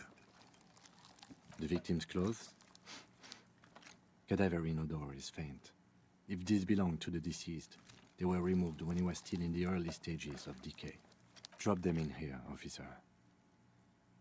Guitar-marked blue jeans. Pockets empty or emptied. He wore them with a belt, too. A white belt. The loops appear stretched, but the belt is missing. That's it. Do you see anything else in there? I have another bag here. Something slimy catches your eye. A drab, long-sleeved shirt, olive-colored, appears from the food waste, dripping with pus. This is a military-type overgarment. No label or serial number. This is the kind of rib-knit shirt that's worn over light armor to conceal it in an urban scenario. Anything more? The rest of the rags are just kitchen variety waste.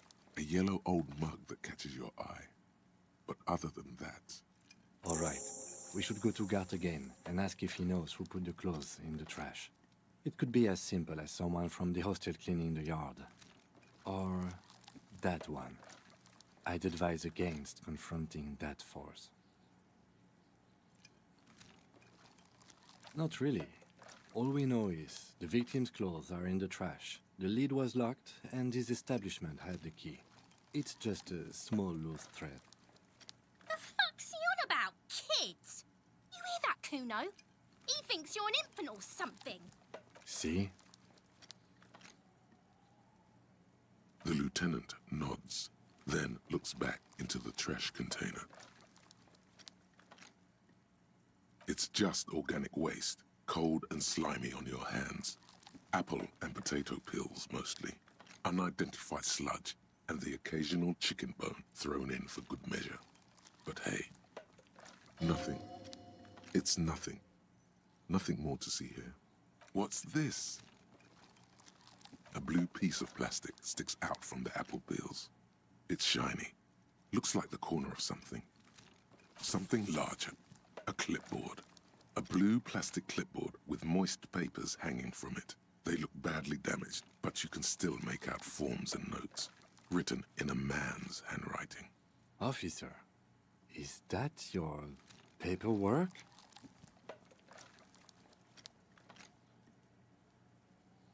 It is. Look, The plastic has the RCM street grid on it. You've even got an autopsy form in there. If you don't mind me asking, how did this get in the trash?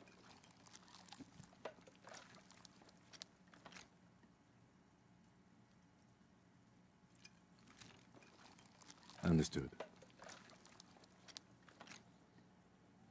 You pick out a broken mug with an oddly racist depiction of the yellow man frolicking in saffron, only in its social sensibility. Mm-hmm. The container sounds a muffled gong. That's one thing off the list. I think we got it all. The smell of rotten food rises to greet you. You see soggy cartons, dirty rags, and organic waste. You see, you've done this before. A box falls into pieces in your hands. Not much to see here anymore. There's nothing more of interest in the container sounds a muffled gong.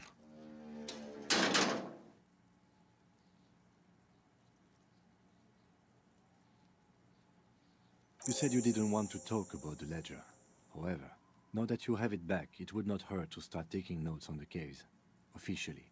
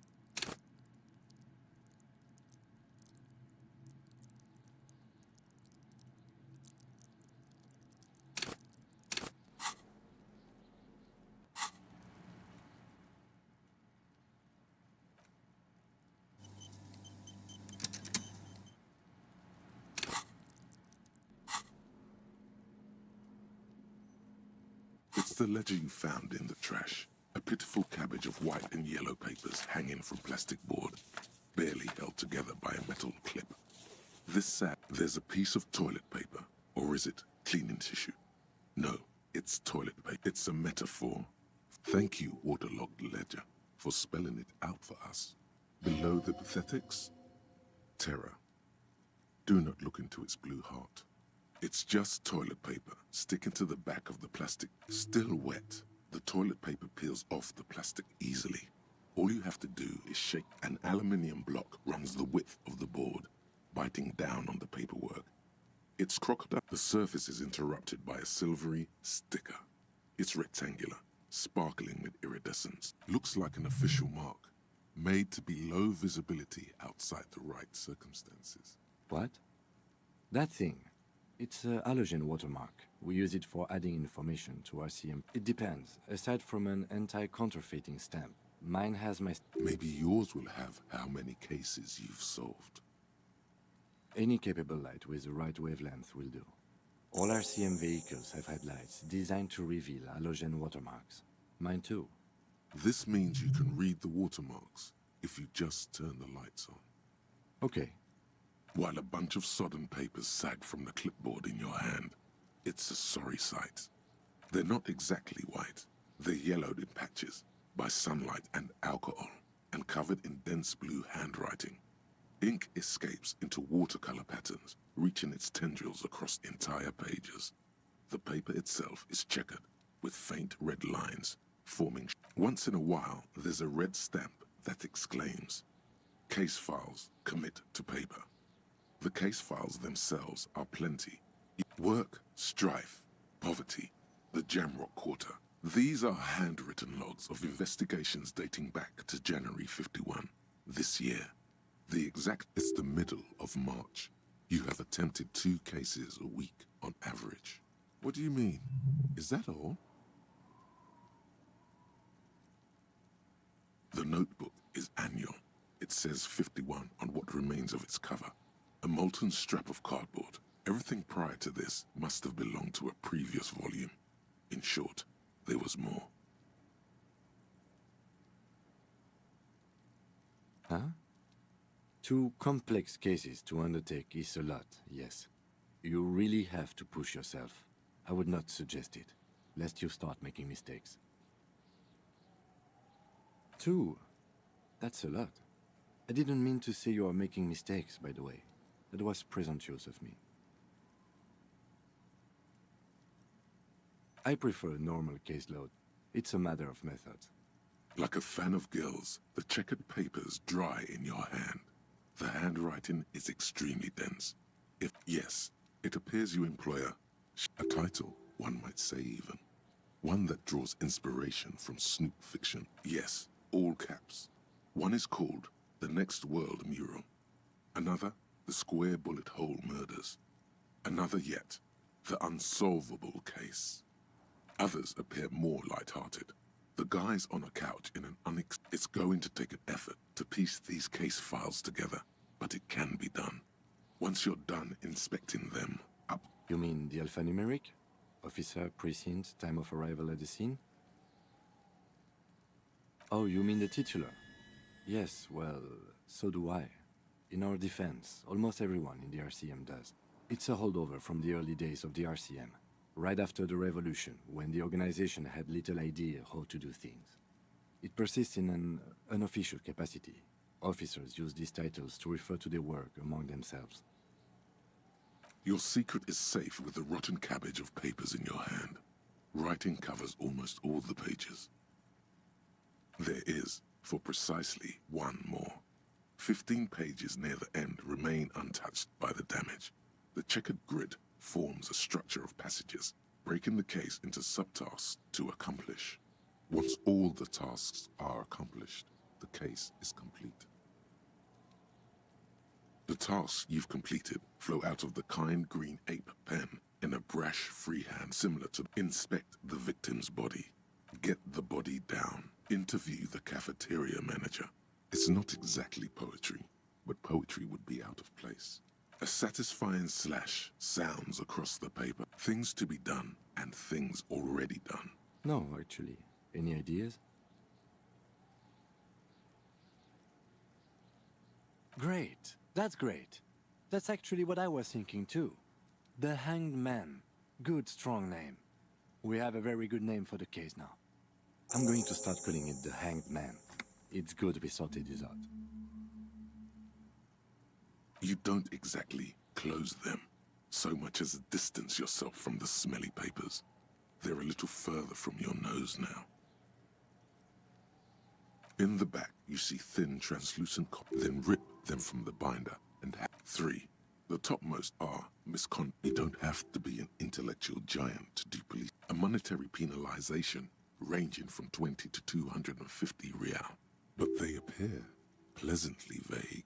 These are quite sinister in tone. They give a date and all in a print so small it could be considered downright cute. A dozen pages of thin copy paper, bright red in color. You see the parameter. Yes, all that remains now is to fill those forms and hand them to. The rest of the stinking cellulose is much worse for wear. Being sandwiched between the board and the rest, the acidic stench of rotting food is rubbed off on the cellulose. You know, like the bits they put into public piss bowls, probably called Fermi Discrete, or Axel, or something. At some point in it, remember when I said the smell of the upstairs bathroom was so rank they Why, yes it is, among many other things. This cleaning tablet is you. The lieutenant observes you, raising and lowering the toilet water-logged mass under your nose. Excuse me, I just have to ask again. How did it get in the trash?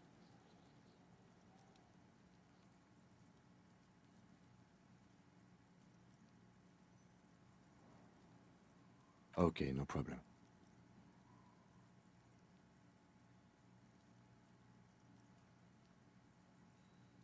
It's made of dark blue plastic, hard enough to beat someone to submission with.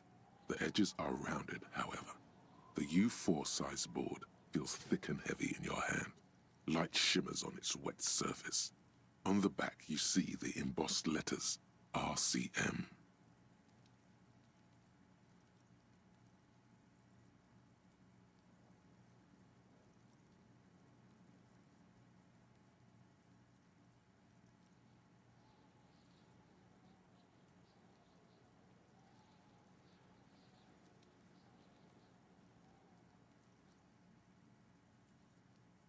Blue. The blue heart. Don't look into it. Something rattles inside, and something small inside. Light, permeables. It's not hidden per se. The plastic shimmers like lapis lazuli, but it is not. With your hands, you four-sized pages hang from the clip screwed to the top of the board.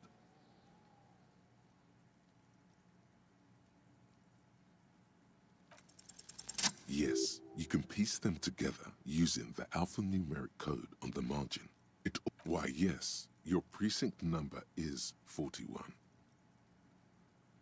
Every last alphanumeric in the files begins with it. And these are your case files. It's safe to say HDB are your initials.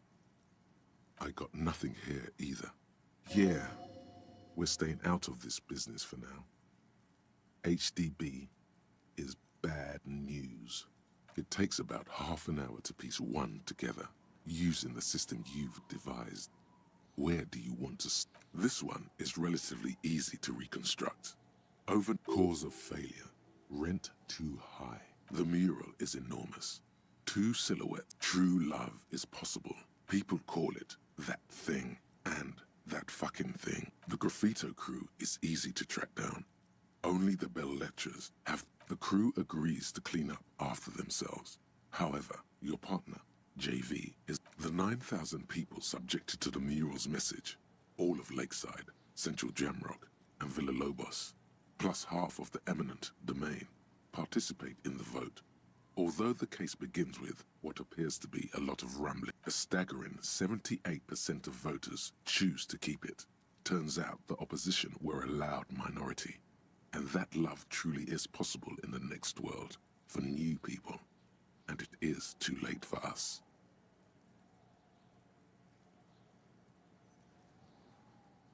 Did anyone ask you what you believe in, man with the smelly toilet ledger? What do you want to tackle next? Not much has changed in the meanwhile. A bunch of sodden papers still sat. Anti-object task force. Behold, the anti-object task force has assembled. God's avenging angel, arrayed against the lower emanations of the darkened one. Shoe racks, tape recorders, motor carriages, and doors. So many doors. You're not just pounding it all to pieces. You're reforging the universe, from the anvil of the heavens to the worms below. Indulge in it. Be bold. Have an impact on the shape of creation. Out of the furnace of your rage, a new reality. Also, you should trash your room again.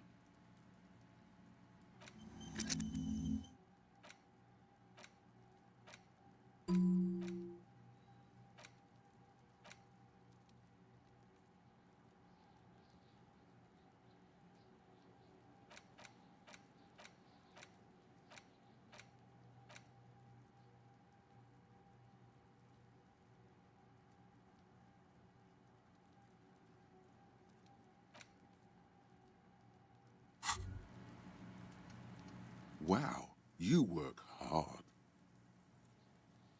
Oh, yes, you hustle. You're a provider. It's tough out there, but you keep it real and provide.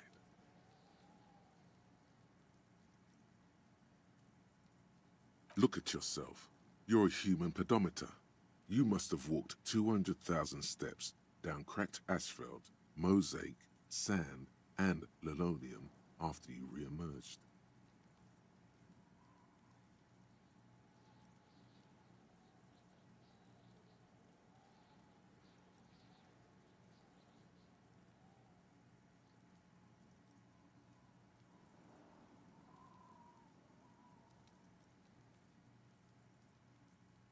That is the sign of a hustler who never gives up. The world is harsh and people are evil. You didn't make it that way, and you won't let it break you. You ride.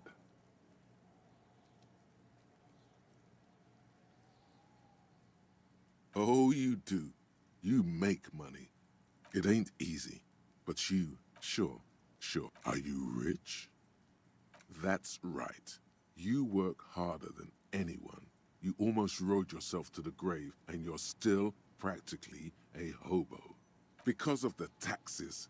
G-Man's on-tax is almost non-existent in the Gotham estate that is Revachol. You and I both, but 98% of all your money.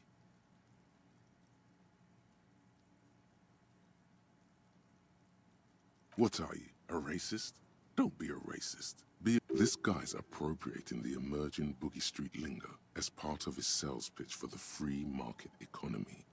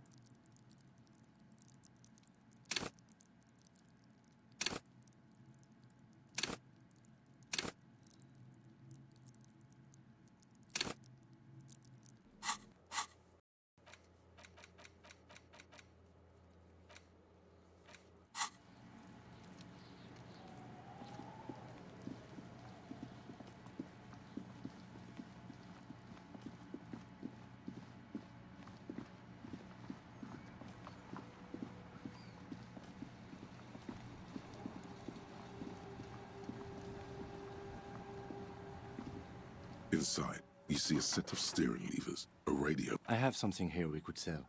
Transporting closure. All right. Ready? I turn, you press start. It's next to the preheater.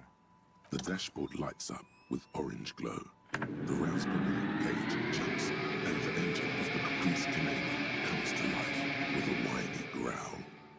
Like a leopard waking from its sleep, yawning and roaring at the same time. The lights unfold with a little click. There you go. I'll turn them off from the remote once you're done. We just need to stand in front of the machine now.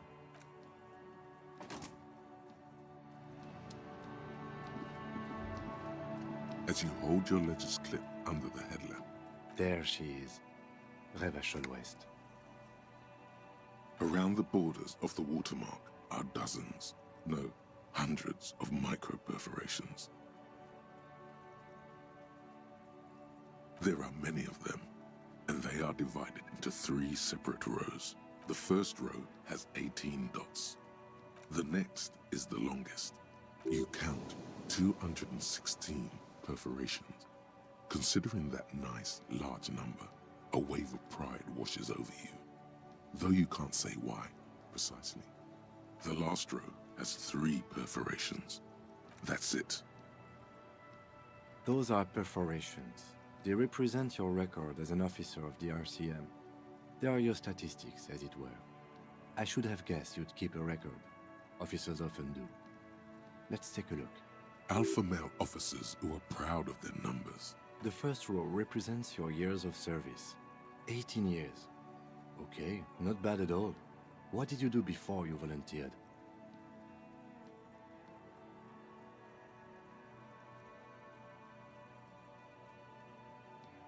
Fair point.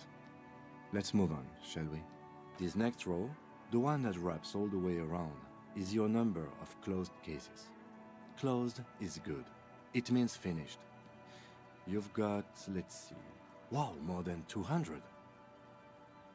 It's quite a lot, even for someone who's been on the force for nearly 2 decades. Usually, clearing more than 10 cases a year puts you in the 90th percentile of all RCM officers.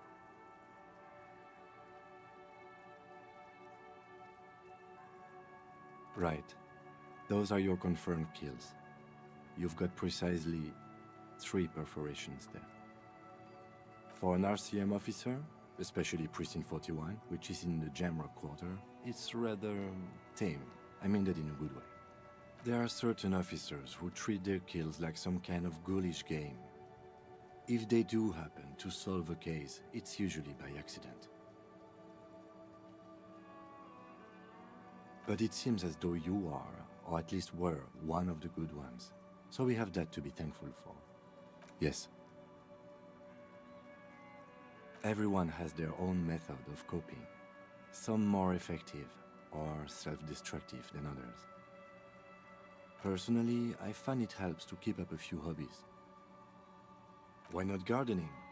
You've already got the yellow gloves. The lieutenant nods. The rectangular watermark is overlaid with the logo of the RCM, and yet the major arteries of Revachol are all recognizable. They shimmer. In the Kanamas, you catch a faint glimmer from a broken beer bottle. In the distance, sounds. Ah, Martinez at night. Let me see. Right here. No, it does not. Right. I'll go turn off the lights. You can now see your statistics on your journal page, to the right of the task description.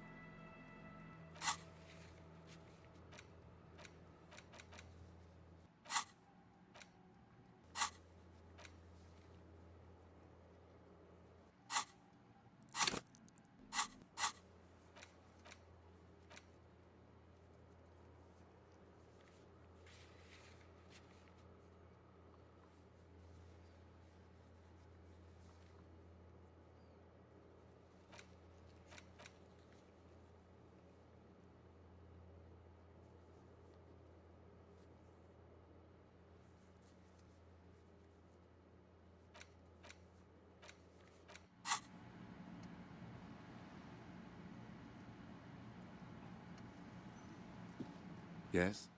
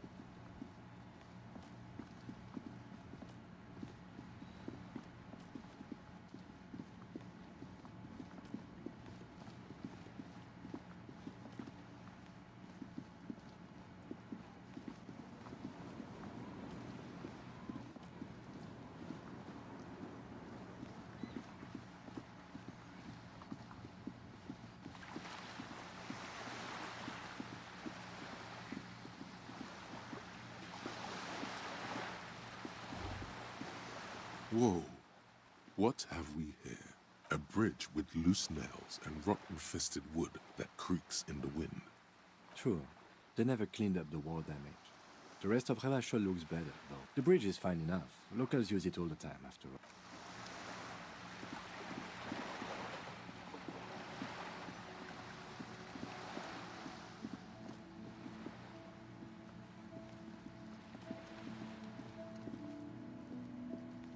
Just an ordinary wall.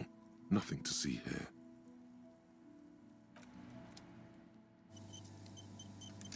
Just an ordinary wall. Because you see it, finally.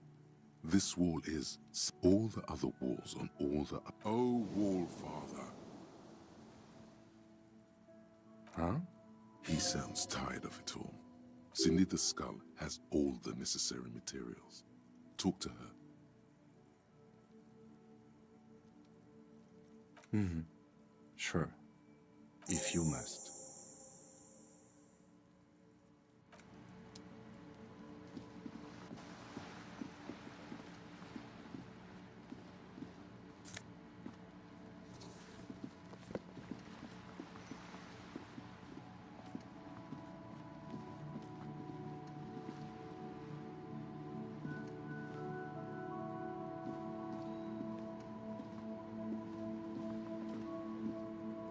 Hello again, officers.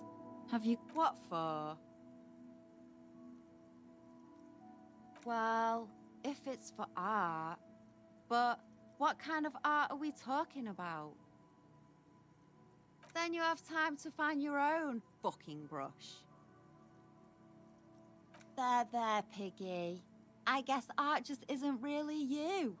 'Cause you suck.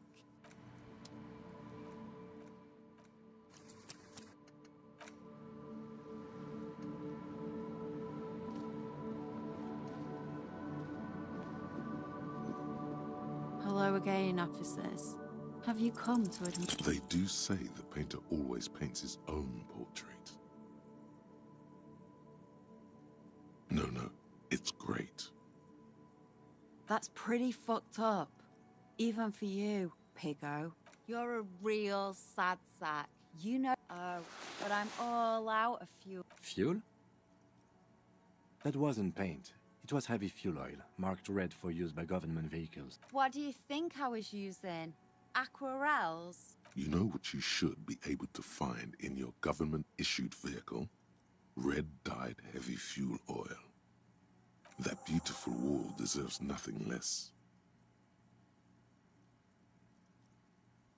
My fuel oil is for my kinema. Use your own fuel if you are unable to contain your artistic impulses, but please, leave my kinema out of it.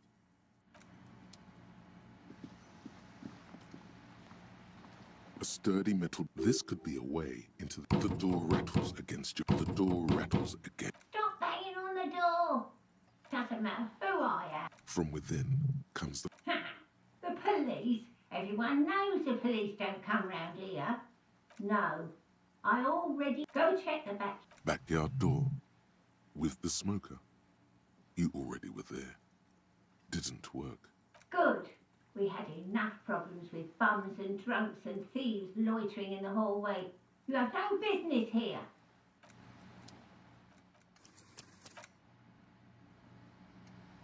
A sturdy... This could be a way into the apartment building the smoking man... You can't think of anything of...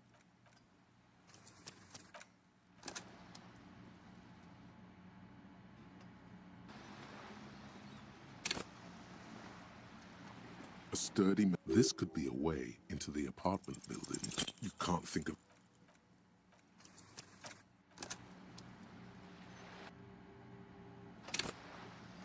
A sturdy... This could be a way into the apartment. You're well versed in the kind of threatening legalese that implies criminal life. Obviously, look at that vague yet threatening... I know my rights, and don't you mind... But the sweeping on the other... Miss!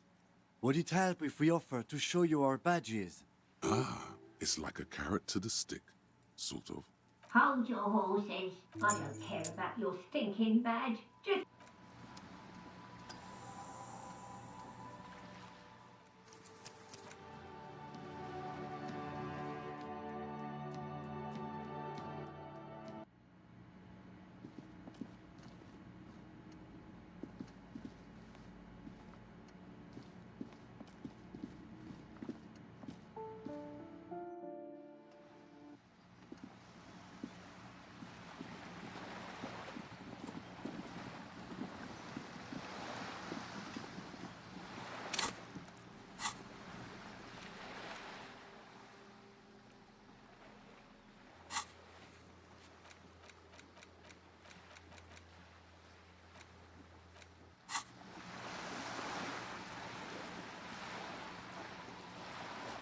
You're back.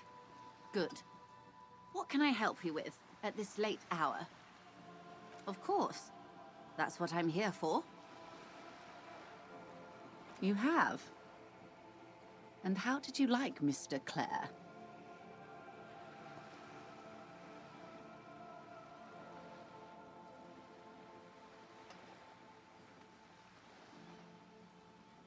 Oh, come on now. He has his uses. Corruption. That's how... The position of my unusual colleague does not reflect official policy. I hope you understand. The RCM does not pick sides. Of course. And I don't How could I stop you? Are we not human? Are we... Intellectually speaking. Of course, Detective. Should something come up later, down the road? Until then, Is there anything I can help? That's the man who was killed. I'm afraid this is a discussion for once we've cleared the lynching question. Better not tie the fourth day to the bat's day on this. I hope there is something else I can help you with. This? Yes, an experimental side case.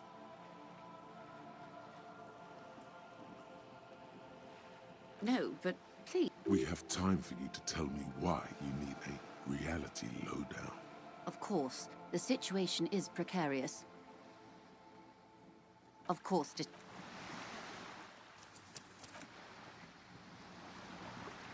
You're back. Good.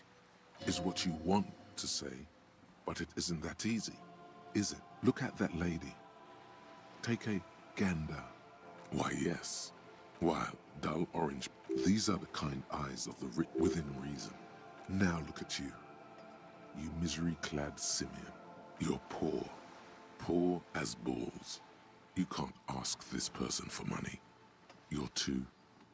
Oh, but you are. Too ashamed to ask this person. As I was saying, if there's any way I may be of assistance, please don't hesitate to ask. Voila, you're doing it.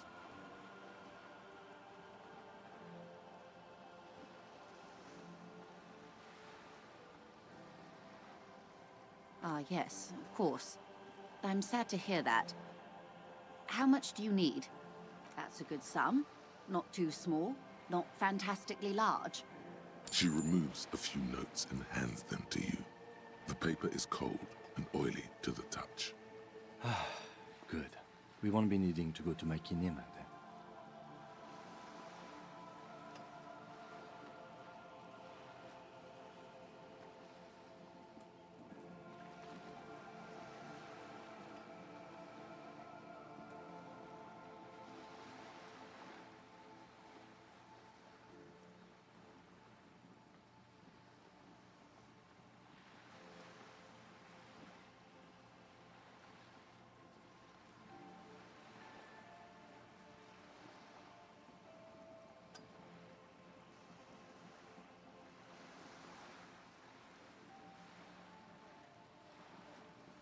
There must be about 200 real in that zip bag.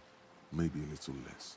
Plus some change. So, I hope I didn't just bribe you, officer. It may not be technically illegal under the Emergency Act, but still.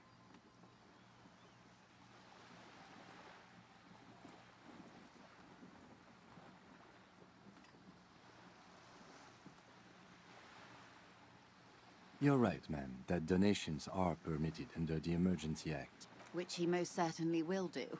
Now, how else can I help the RCM today, besides supplementing its salaries?